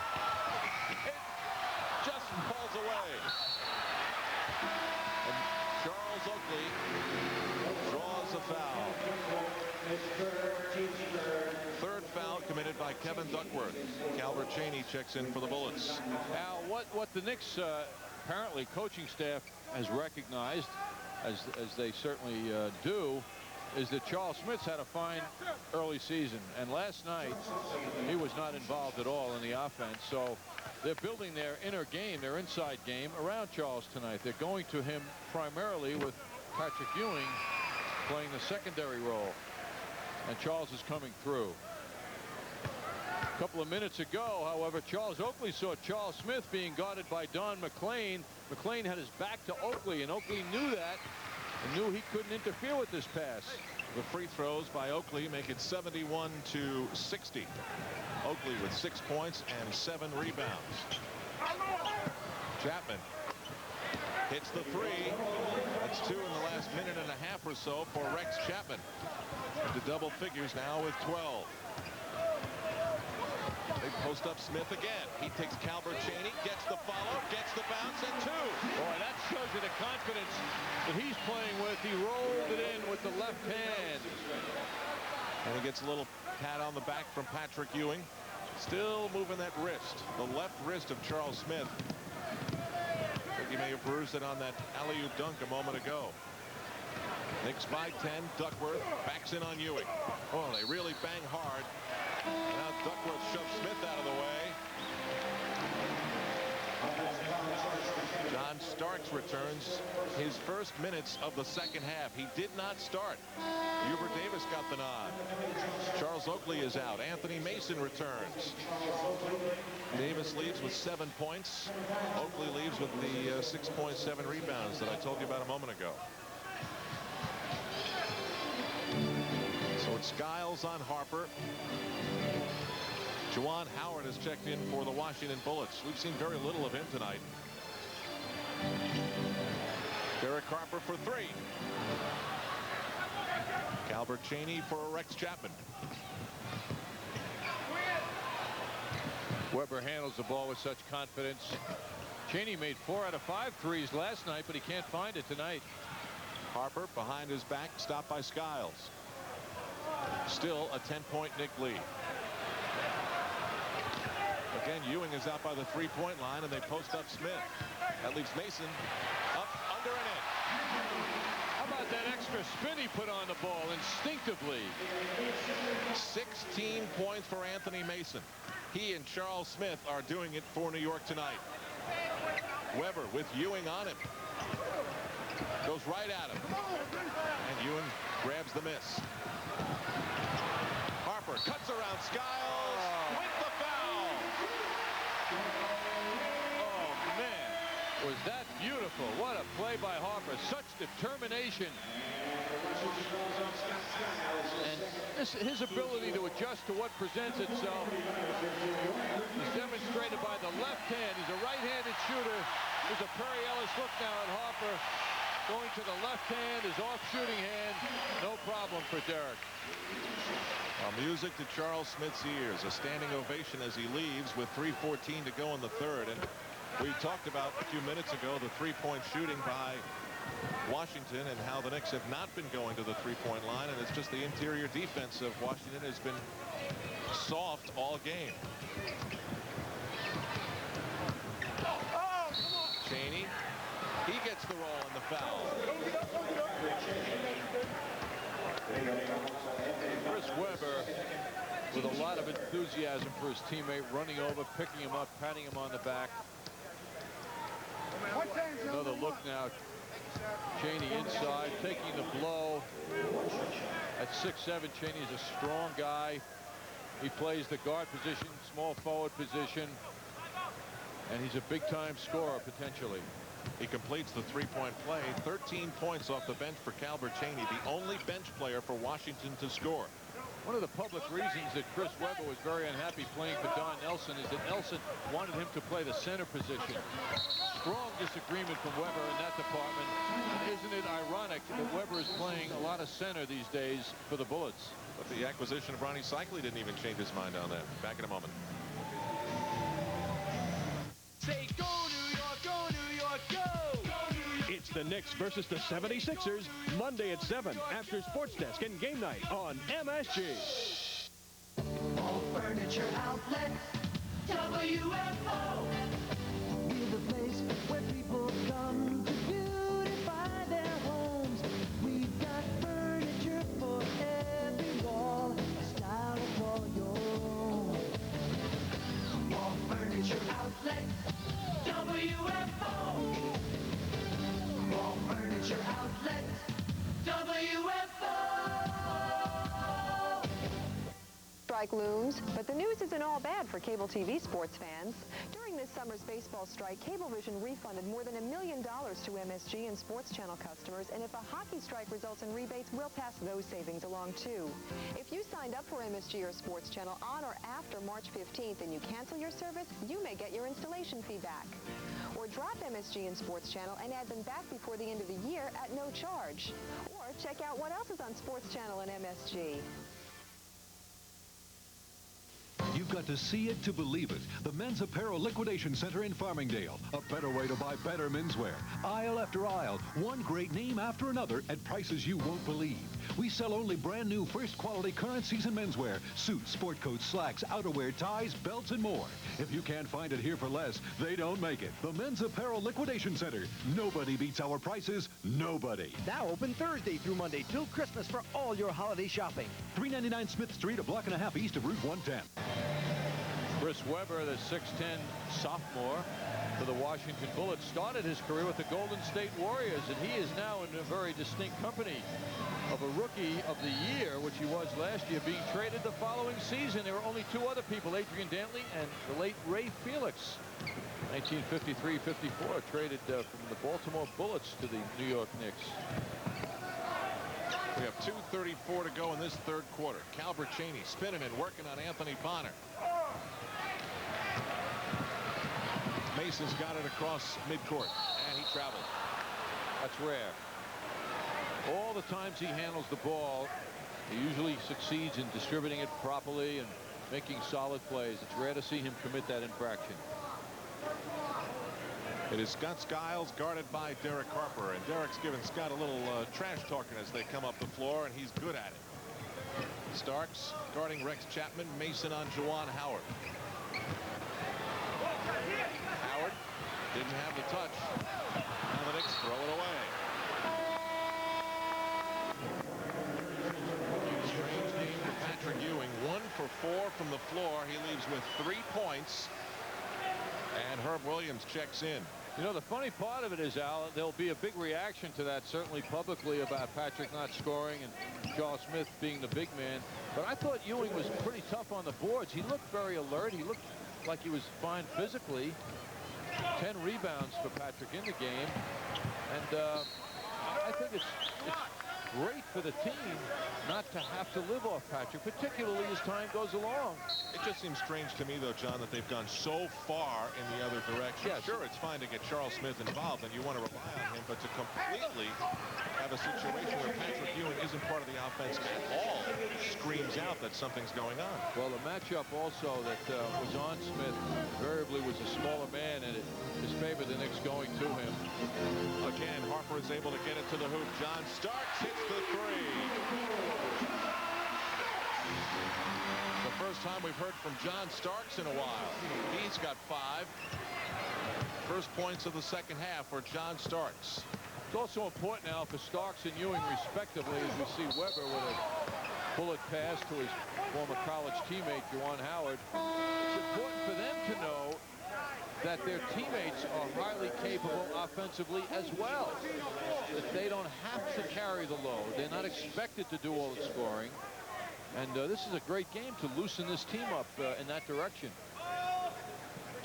Well, the Knicks with what they're doing tonight in terms of a philosophy, have a 11-point lead over the Bullets as Rex Chapman hits the floater. Final minute of the third quarter.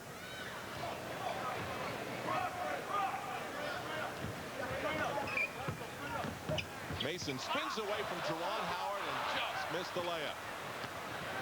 Chapman loft one for Weber. Weber sees the court so well, sees his teammates. Anthony pokes it away. He's got Starks behind him. Blew the layup. Starks follows it up. Greg Anthony screaming out for the foul, but it wasn't called. Weber. Chaney for three. Mason is there. Nice box out by Mason. Bonner. Oh, the reverse! He can be so exciting on the break, and that was a good look by Mason. The Knicks could have played for one shot, but he saw the opening, and it's a 15-point lead.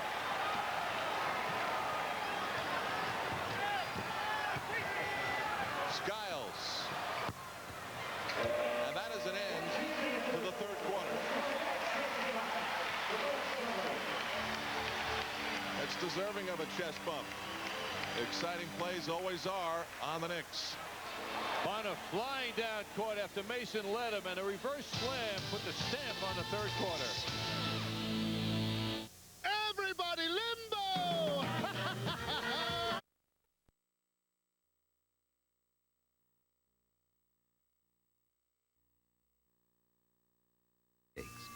The more you shop, the more chances you have to win. Weekly bonus prizes of $50,000 or land the ultimate $1 million grand prize. It pays to discover. The card with the big payback. Okay, the shot's set, everyone's smiling, and then no flash. Next time, use Energizer batteries that nobody beats the Wiz. They just keep on going. New York Knicks basketball is brought to you in part by the 1995 Mitsubishi Galant, filled with your favorite things. Earlier in the third quarter, we had what looked like the play of the night. We'll take a Perry Ellis look at the Knicks fast break ignited by Patrick Ewing. He had a little too much on it. Lo and behold, the ball went into the hands of our game host tonight, Bud Mishkin. Mike Kay looking for a pass to no avail. Bud a little selfish there, I thought, John. John Starks with plenty of time, and a nice setup by Derek Harper for a three-point shot.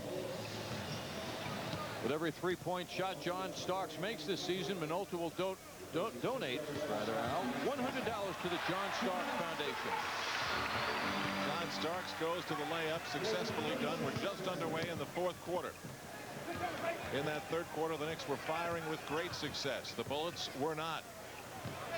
That's why we begin this fourth quarter with the Knicks up 15 and with the Starks deuce 17. First half, the Knicks shot 55%. Doug Overton in at the point now for Washington in place of Scott Skiles. That 17-point lead was the largest of the game for the Knicks. Mason's pass is picked off. Bonner tries to keep it. Starks tries to keep it. Anthony tries to save it. Finally, it's Nick Ball. Jim Ryan, the Washington coach. Bonner! Looks like he wanted to walk into the stands or walk out of the place as he walks up and down the sidelines after that sequence.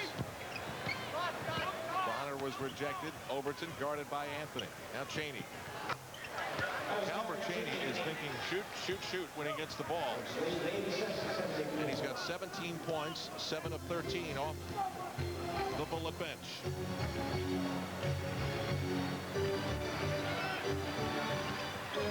Starks flips it out for Anthony. Tough pass. And we've got another one of those who's going to grab it situations. It's Chaney again. Kept alive by Juwan Howard. And it'll be a jump ball. The rookie Howard went up and was met by a trio of Knicks. So he'll jump it up with Anthony Bonner. Bonner's been terrific tonight in only his second game.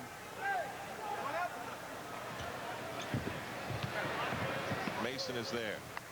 So the Knicks have an 87-74 lead, and you know one thing Pat Riley is going to want to see is intensity to the end. Don't Knicks make this a 4 or 5 point game. As they did in Washington on Tuesday when the Knicks had a similar lead late in the game. John Starks was hit. Anthony Tucker just checks into the game for Washington and gets the foul call. Tucker's first minutes of the game. He's only played 38 minutes this season. 10 Knicks have played, and all 10 Knicks have scored. Again, it's been Charles Smith and Anthony Mason doing the scoring job for the Knicks. Juwan Howard goes high for the rebound. Just under 10 minutes to go in the game here at the Garden. Chaney and Starks mix it up. Starks tried to throw Chaney aside and got whistled for it. Chaney at 6'7" now is doing what a lot of people have been doing to John Starks lately, and that is posting him up down low. John tried to push his way out of that problem.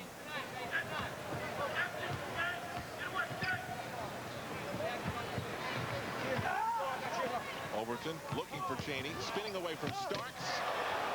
And an exclamation point. Well, that's the same move that Nick Anderson of the Orlando Magic executed on John last evening.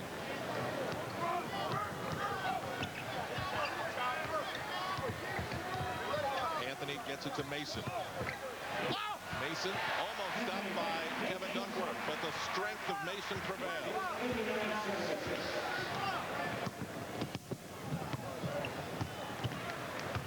Overton needs a lot of resistance. Herb Williams with the rebound. Knicks push it.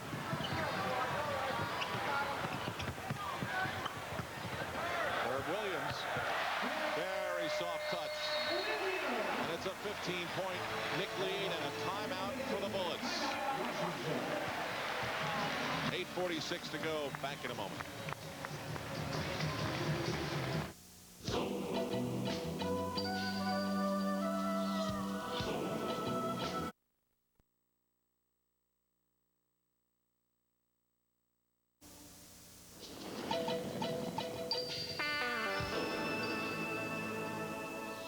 There's only one Jeep, and it's only at your Tri-State Jeep and Eagle dealers.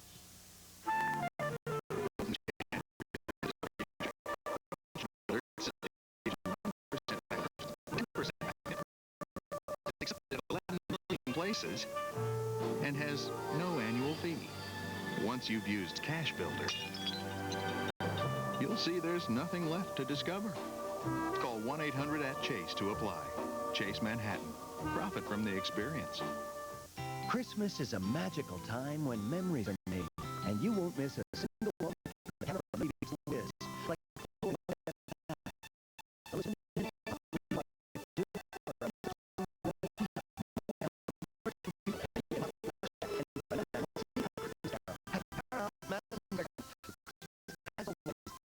beats the whiz. Well, John, you were trying to show off your math skills before. What's 64 for 125? It took too long. It's 51%, and that's what Charles Smith shot in the season's opening month. That's Dan McConnell, the National Account Sales Manager for Sharp, making the Sharpshooter of the Month presentation to Charles. Sharp donates a color TV and VCR equipment to the Charles Smith Foundation in Bridgeport, Connecticut, in Charles Smith's honor for a great shooting month. 51.2, Al. You did have it. 8.5 to go. Knicks up by 15 points after the Bullet timeout. And that is Anthony Tucker making his first impact on the game. Knicks have to be ready for this energetic spurt now that the Bullets are going to put forth. There's plenty of time left. What is strange is that Jimmy Lynam wants a spurt, and so few of the starters are on the floor. Well, that's what happened in Washington the other night. The bench players for the Bullets are the ones that dragged this team into a 3-point difference in the closing minute of the game. Foul was called on Tucker.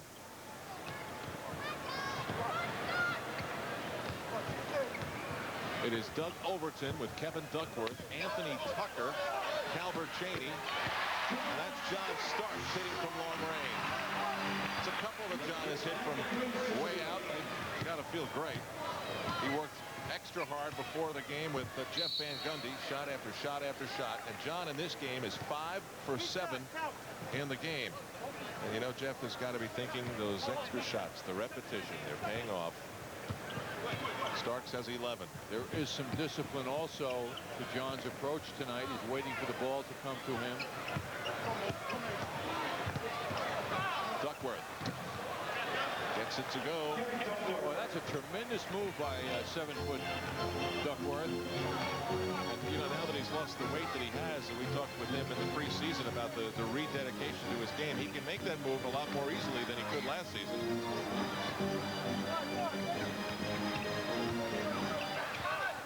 Bonner. Bullets are running. Overton. By Anthony.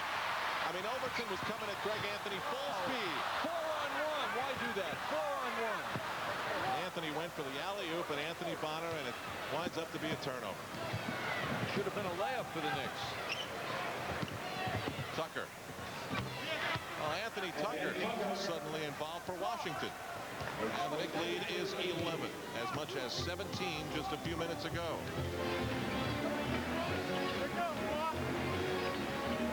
They clear it out for Mason. That leaves Bonner, and now Starks open. 6 on the 24-second clock. It's Herb Williams. Well, Herb's had a very effective game. 3 shots, 3 made, 7 points. And again, the Knick bench, a big part of the story of this game so far. 18 for Mason, 7 for Williams, 7 for Davis, 6 for Bonner, 4 for Greg Anthony. Juwan Howard scores. That is the first Bullet player off the bench to score in a while, except actually Anthony Tucker with a couple of hoops in the last minute. Weber getting ready to come back in. His team is doing pretty well without him, but he must get back in. Big time move by Anthony Bonner. Just beautiful.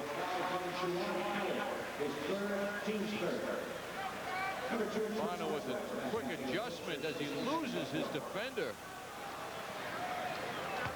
Great finish by Bonner. Well, Patrick has not been very much involved in this game except in the rebounding, but he's enjoying a light moment with Doc Rivers, who has not seen any minutes in this game, and Hubert Davis.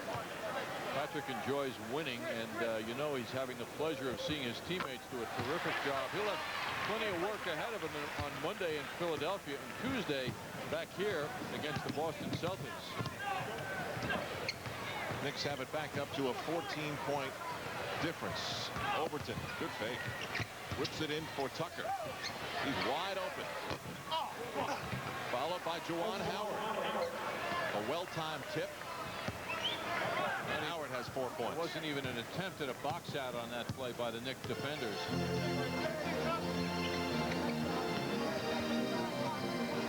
The Knicks try to clear it out for Anthony Bonner. But the swarming Bullet defense prevents that. Now here's Herb Williams. That'll be an offensive foul as he charges into Calvert Chaney.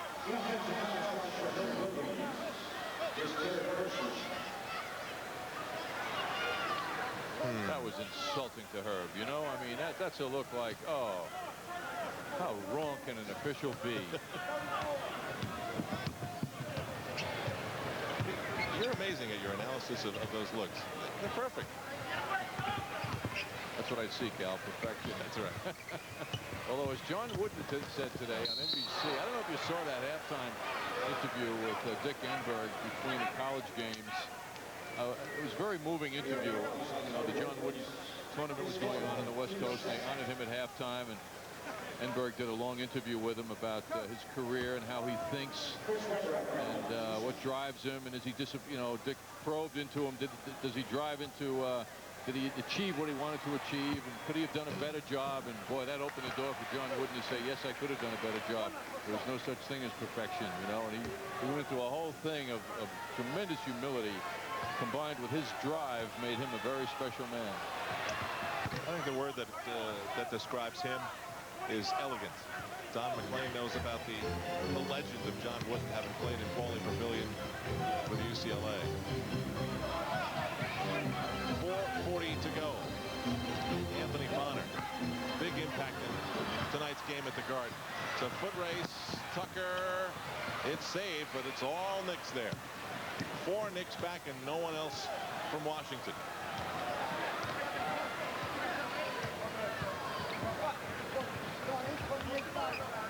Bonner doubles it for Herb Williams. Draws a double team. Looks for Bonner, and he's got it. Well, you've got to love what we've seen from Charles Smith if you're a Knicks fan, and Anthony Bonner too. Anthony Mason. Bonner now is in double figures with 11 points. Mason's had a season high at 18.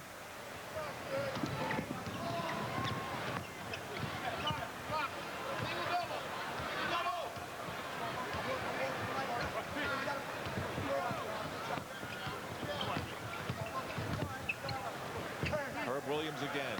He's got the touch.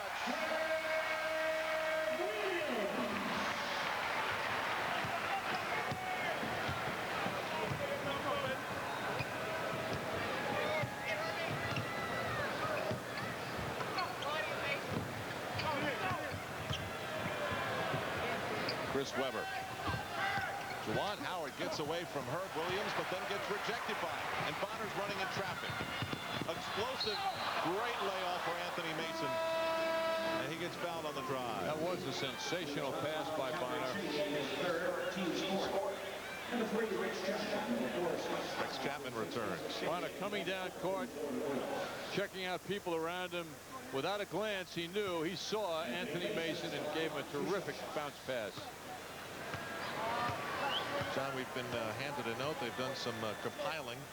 Patrick Ewing came into tonight's game with a streak of 84 consecutive regular season games with double-figure scoring. The last 73 of last season and the first 11 of this season. On the bench he sits with 3. This then would be the only 20th time that Patrick Ewing in his NBA career had been held to single digits in scoring. Be interesting to hear Pat Riley address that situation in his post-game press conference, which we'll have for you on our post-game report. Interesting part about it, Al, is it's not a problem for the Knicks tonight. No, it isn't. 103 to 87, and a timeout here in Midtown. The Knicks are back, and so is Mike Francesa, along with Kathleen Murphy and some of the biggest stars in sports and showbiz, on Live from the Play-by-Play right here on MSG. Save me! Save me! Save me! I'm being held here at Franklin Square Ford, and you can save me and dozens of other Benjamin Franklins when you buy any new Ford, a new conversion van, or a quality pre-owned car at Franklin Square Ford. Don't let them keep me here another minute when you can put me in your pocket and have a new Ford in your driveway too. Franklin Square Ford, 690 Hempstead Turnpike, Franklin Square. Marsh's presents explosive holiday savings on every Ferragamo and Bruno Magli shoe in our stock. For 4 days only, Marsh's is offering 2 of the finest names in men's shoes at 50% savings. 2 of the world's top designers, Ferragamo and Bruno Magli, 50% off at Marsh's. 4 days only. This is the one sale you can't afford to miss. Friday, December 2nd through Monday, December 5th. Rush into Marsh's and take advantage of these explosive 50% savings on every Ferragamo and Bruno Magli shoe in our stock. Hurry before time runs out.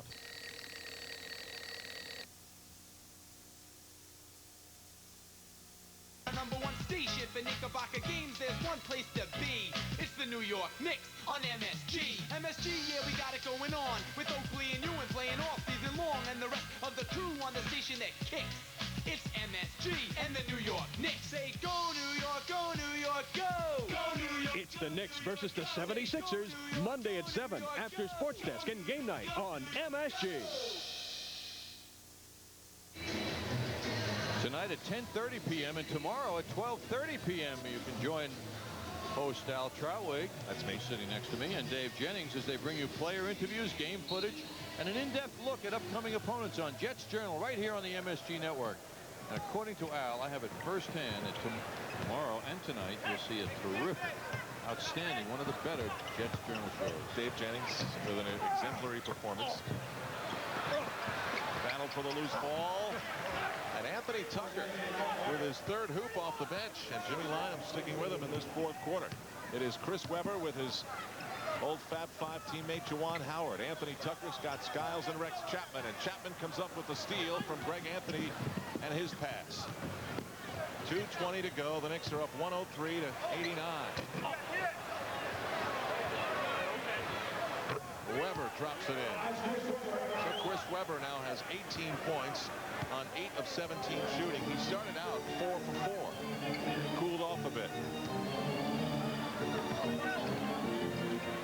The Bullets are swarming now. The Knicks comfortably in front. Mason increases his season best by 2 more. 21 points for Anthony Mason. Knicks up now by 14 points. It is not going to be a repeat of what happened Tuesday. Or a 2-game winning streak for the Bullets. Incidentally, talking to Jim Lynam before the game, Al, as we see Scott Skiles used the backboard to its fullest. I mean, that layup went off the top of the backboard and in. He was telling me about Detroit's Grant Hill, who they played last night. He was drooling. He couldn't believe how this guy wasn't the #1 pick of the NBA draft last summer. Grant Hill continues to paralyze his opponents with his great play. We're very anxious to see him as a member of the Pistons.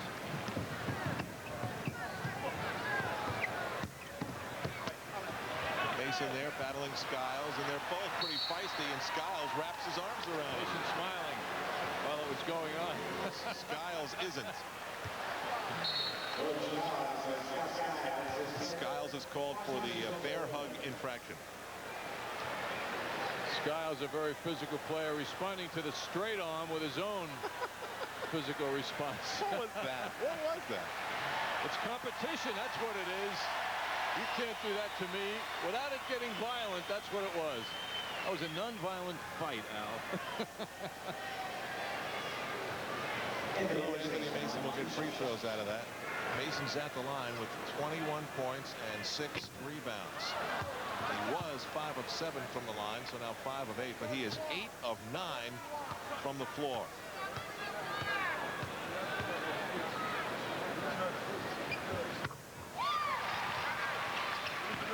Mason now with 22 points.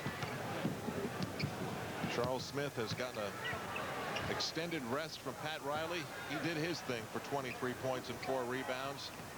He was superb. Chapman.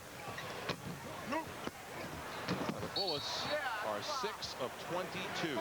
6 of 22 from the 3-point line in tonight's game. They gambled and they lost. Jim McIlvaine in, Doug Overton in, Scott Skiles goes, Chris Weber 2 with 57.3 seconds to go.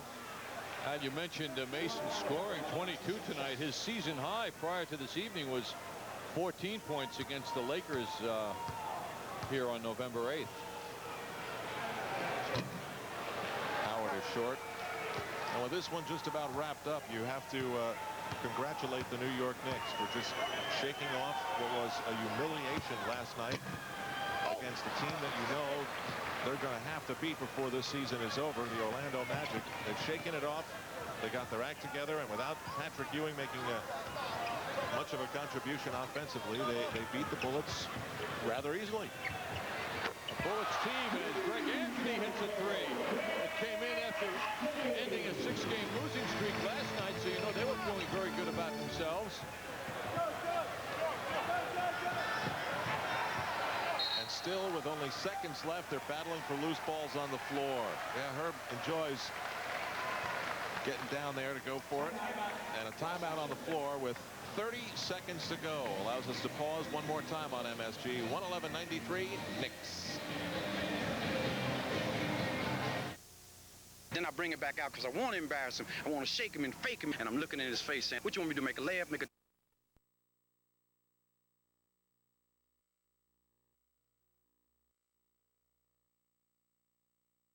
Smith. Charles very considered after he made that basket. He hung in the air for a while, hung on the rim, and then he came down. Yes, Charles Smith, 23 points, 9 of 14 shooting, 4 rebounds. Exciting to watch, and the confidence of his drives to the basket are just growing and growing. He's very solid, very graceful tonight in the game. Doug Overton with the banker, 111.95. The Knicks will push their record to 8-5. Having come in losing 5 of 9, they can now say they've won 2 of 3. The Bullets will fall to 5-8 and be 1-5 since the trade for Chris Webber and the signing of Juwan Howard. Another sellout at the Garden watches the Knicks win 111-95. With Patrick Ewing taking only 4 shots and scoring 3 points, it was Charles Smith and Anthony Mason with 23 and 22 points respectively. After that, double digits all over the board. 10 for Derek Harper, 11 for John Starks, 11 for Anthony Bonner. But we'll talk about it all as we bring you back for our post-game coverage on MSG in a moment.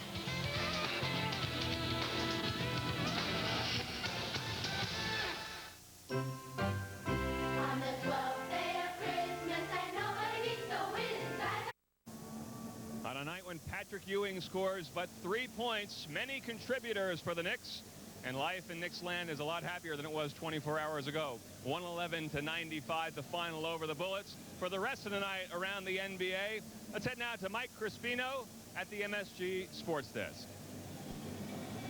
Thanks very much, Bud. It used to be that the Sacramento Kings were just tomato cans to be kicked around by the home teams around the NBA. Well, this year they've won 2 of 6 so far, and that for them is a monumental achievement. Tonight they are leading the New Jersey Nets 73-71 as they play in the third quarter at the Meadowlands. The Phoenix Suns story now. Paul Westphal shook up the Suns lineup last night, leaving Barkley and Manning out of it.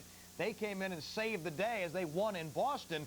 And no such shenanigans tonight. Barkley started, so did Manning, but they are trailing 96-83 in Detroit with about 6 minutes remaining to be played in that game. Orlando putting its league-high 9-game winning streak on the line in Atlanta against a Hawks team which had sunk to the depths so far this year. A record of 5-9. The Hawks have come back. They are within 2 points with about a minute left to play in the Omni. Around the NBA, some other scores to report now. Philadelphia and Cleveland are tied at 72 as they play in the fourth quarter at Cleveland. Boston trails by 12 at halftime at Chicago. Both teams dead mediocre at 7-7. Utah a 10-point lead over Dallas. Jimmy Jackson has 17 points already, almost half of the Mavericks' entire offense. Charlotte is leading Denver 30-24. That's in the second quarter. The Nuggets have lost 5 of 6, and the Bucks are in Seattle. That game's set to start in about 14 minutes. Indiana and Golden State also out west. They'll play later tonight. The Pacers concluding their 4-game road trip in Oakland. The Warriors routed at Indiana last month by 27 points when Rick Smith scored 28 in that game. And the Clippers, 3 losses away from tying an NBA record to open a season at 0-17, which was set by Miami in 1988, are hosting the Minnesota Timberwolves tonight in the Los Angeles Arena. We'll be back with the Knicks post-game report, commentary, analysis from the Garden floor after these words.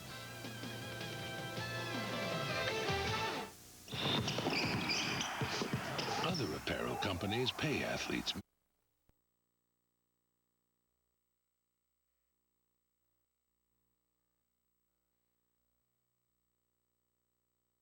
The injury, 11 points and 5 rebounds. He looked healthy. Healthy is a good thing. How do you feel, first of all? I feel great, you know what I mean? I think it's very unfortunate that I went down with an injury, but in one regard it was good because it gave me a little time to heal some of the nicking, nagging injuries that I had, and it refreshed me mentally. Is there a way to describe emotionally what the team was thinking after last night?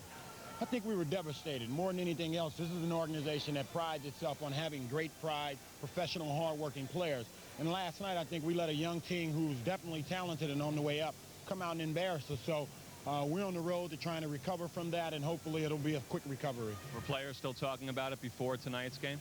Oh, definitely. And I mean, we're going to continue to talk about it, hopefully, because it's a lesson that we don't want to have to be taught again, because it should never happen to us. We're used to being on the giving end of that, not the receiving end, and hopefully we can get back to our top form to where we're playing that type of basketball. There were sequences tonight where not just the Knicks bench was contributing, but Patrick Ewing was on the floor, but he wasn't the main focus of the offense. Was that even a bit strange for the players to see? Yeah, I mean, you know, sometimes you're going to have nights like that where the big fella, everybody knows he's our main gun, he's our go-to guy, he's our leader. But sometimes he's not going to be into it offensively. And you have other guys like Herb Williams, Anthony Mason, and Charles Smith can come out and give a great offensive effort as well as defensive, and you have better team balance. For you personally, coming off the injury, Do you still think about it out on the court? Does it affect you mentally as if you didn't have it? No, I mean, it never bothers me, you know what I mean? Once I had the surgery, the morning after the surgery, I was up in rehabbing it, and it's something I want to forget about and continue to play. My leg feels good, I feel good, and hopefully I just want to build on it and have a very successful year. All right, finally, last year in December, there was the tough loss to the Rockets here at the Garden in December, and players talked about it for several weeks afterwards. Do you think you guys, at least in the back of your mind, will be thinking about last night for some time to come? I hope so. You know what I mean? Things like that are learning tools. You know, when you get beat like that, you never want to get beat like that, and you never really want to beat anybody like that either, because it's very embarrassing and it hurts. But one thing about it is we took that embarrassing loss to the Rockets and we wound up meeting them in the finals. So a loss like that this early in the season can be used as a learning tool, and hopefully we can go on the rest of the season and just build on that. All right, Anthony, thank you. Nice game. Thanks for having me. All right. Anthony Bonner, one of the good stories tonight for the Knicks. The bench in general, a great game, especially offensively, with Patrick Ewing only scoring 3 points. Guests receive the American Express gift check. Think of it as a universal certificate that can be used to buy anything just about anywhere. Gift checks are available where American Express traveler's checks are sold. Players receive gifts by Carl Kanai, inspired by the streets of Brooklyn. Carl Kanai footwear is available at Dr. J's. Recognize the collection that symbolizes unity and power, Carl Kanai. Tonight's guest, Anthony Bonner, will receive dinner for two at Martini's Restaurant, located at 53rd and 7th Avenue, an Italian trattoria with New York City's largest outdoor cafe, another fine Reese restaurant. And some of our guests receive a watch from Fendi, the 900 series, registered Italian design, finely crafted in Switzerland with a quartz movement for precision timekeeping. Water resistant to 165 feet. The Fendi timepiece collection available at Macy's and other fine department and jewelry stores. Let's go back now to Al Trautwig for more of our postgame show.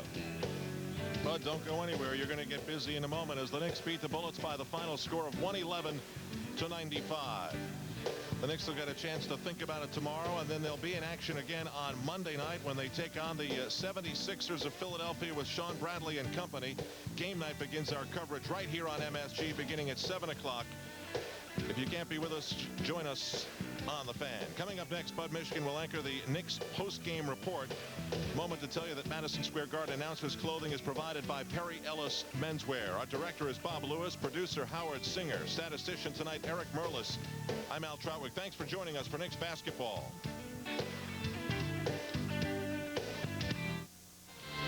New York Knicks basketball has been brought to you by Ice Draft. Taste the future of draft beer. New ice brewed ice draft from Budweiser. By Head & Shoulders and Head & Shoulders Dry Scalp. Turns dandruff problems into great looking hair. By AT&T International Business Services. Let AT&T work for you. By the Discover Card, the card with the big payback. And by Nike, who encourages you to participate in the lives of America's youth. Imagine your favorite Christmas story live.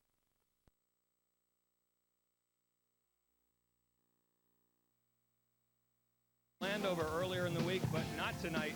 The Knicks with a 16-point win. An interesting night for them, a night in which Patrick Ewing sat for much of the game, only 3 points, but they got a lot of offensive output from other players, in particular the bench. Anthony Mason, Anthony Bonner, Greg Anthony with a solid effort, and they came through with the intensity mid and late fourth quarter so that the Bullets could not put together a run and get anywhere seriously close near the end of the game. An important game for the Knicks, especially coming after the debacle last night in Orlando. Let's take a look at the leading scorers tonight for the Knicks and the Bullets. First of all, the Knicks, the leading scorer summary brought to you by your Tri-State Jeep and Eagle dealers. There's only one Jeep, and it's only at your Tri-State Jeep and Eagle dealer. A sensational game for Charles Smith. Several great moves inside. The confidence obviously building for Charles. He led the Knicks with 23. Anthony Mason off the bench, very strong, in particular in the first half. John Starks didn't start the second half. It was Hubert Davis's gig at that point, but he came in mid-third quarter and he played solidly the rest of the way, trying to get the confidence back from the rough stretch he's had of late. Again, Anthony Bonner off the bench with a solid game, and Derek Harper with 10. As for the Bullets, Scott Skiles with 20 points. Calbert Chaney off the bench had 19. Chris Webber with 18 and Rex Chapman with 14. The Bullets with a terrific game last night against the Pistons from the outside, but tonight they just didn't have it from three-point range. Let's take a look at some final stats for you as we go over the Knicks win. The Bullets shooting 46%, and there's pretty much your story right there. The field goal percentage for the Knicks at 60%. They out-rebounded the Bullets. Pretty much every statistic that you see, offensive statistic, the Knicks bested the Bullets tonight. In particular, the bench points, 58-33. That's the story for the Knicks tonight. We'll have more on your post-game show right after this.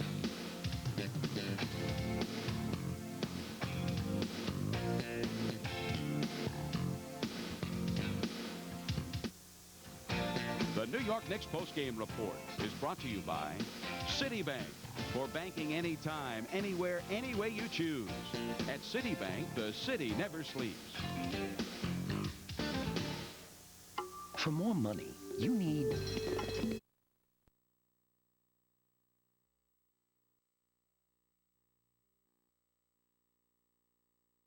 It was obvious we didn't have any major hangovers from that loss. You know, got some great performances out of the bench and a lot of intensity out of the bench, which is, you know, a real good plus. So that's maybe a step back to something good happening.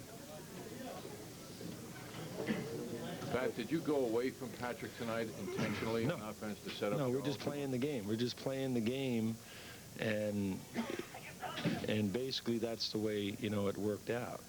You know, so Charles was very active, just active early, got a lot really on his own early in the game. You know, had 3 or 4 buckets just on breaks and hustle plays. And, you know, when he's in it intensely that way, too, I mean, he can get so much more done than just always having to go to him and direct it to him.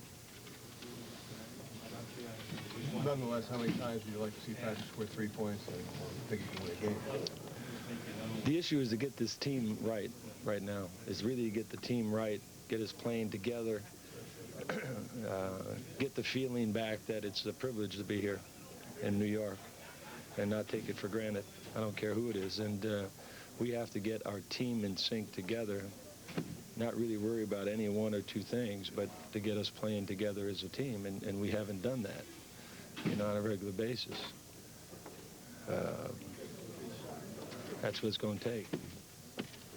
Were you pleased with the defensive effort tonight, Pat? Yeah, the intensity was a lot better, you know, for the most part, especially, again, the second unit. They were up and into people contesting shots. And, you know, we have, you know, these, we have these stupid indicators, okay? they're nothing but numbers, but they indicate, you know, something.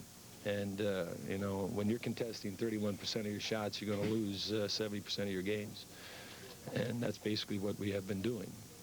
You know, not getting up on shooters, not getting up on shots, not contesting layups and stuff like that. So that is strictly, you know, intensity. What was the thinking behind not playing Starks at the start of this third? What's that? What was the thinking behind not playing Starks at the start of the second half? Coach's decision, that's all. I saw you had some words with Starks at that timeout in the second quarter. I was talking to the team at that time. It was basically a team problem. Well, is there a particular reason that you made? Coach's decision, you know. Is there a I reason made a decision, that's all. Doesn't have to be belabored. Doesn't have to be belabored. Will Starks start against Philadelphia Monday? Probably, I'm sure, yeah. Pat, was the coaching better tonight than it was last night? The win was better, I'll tell you that. Okay. A smile from Pat Riley, certainly something we did not see last night in Orlando. Strong game for Charles Smith.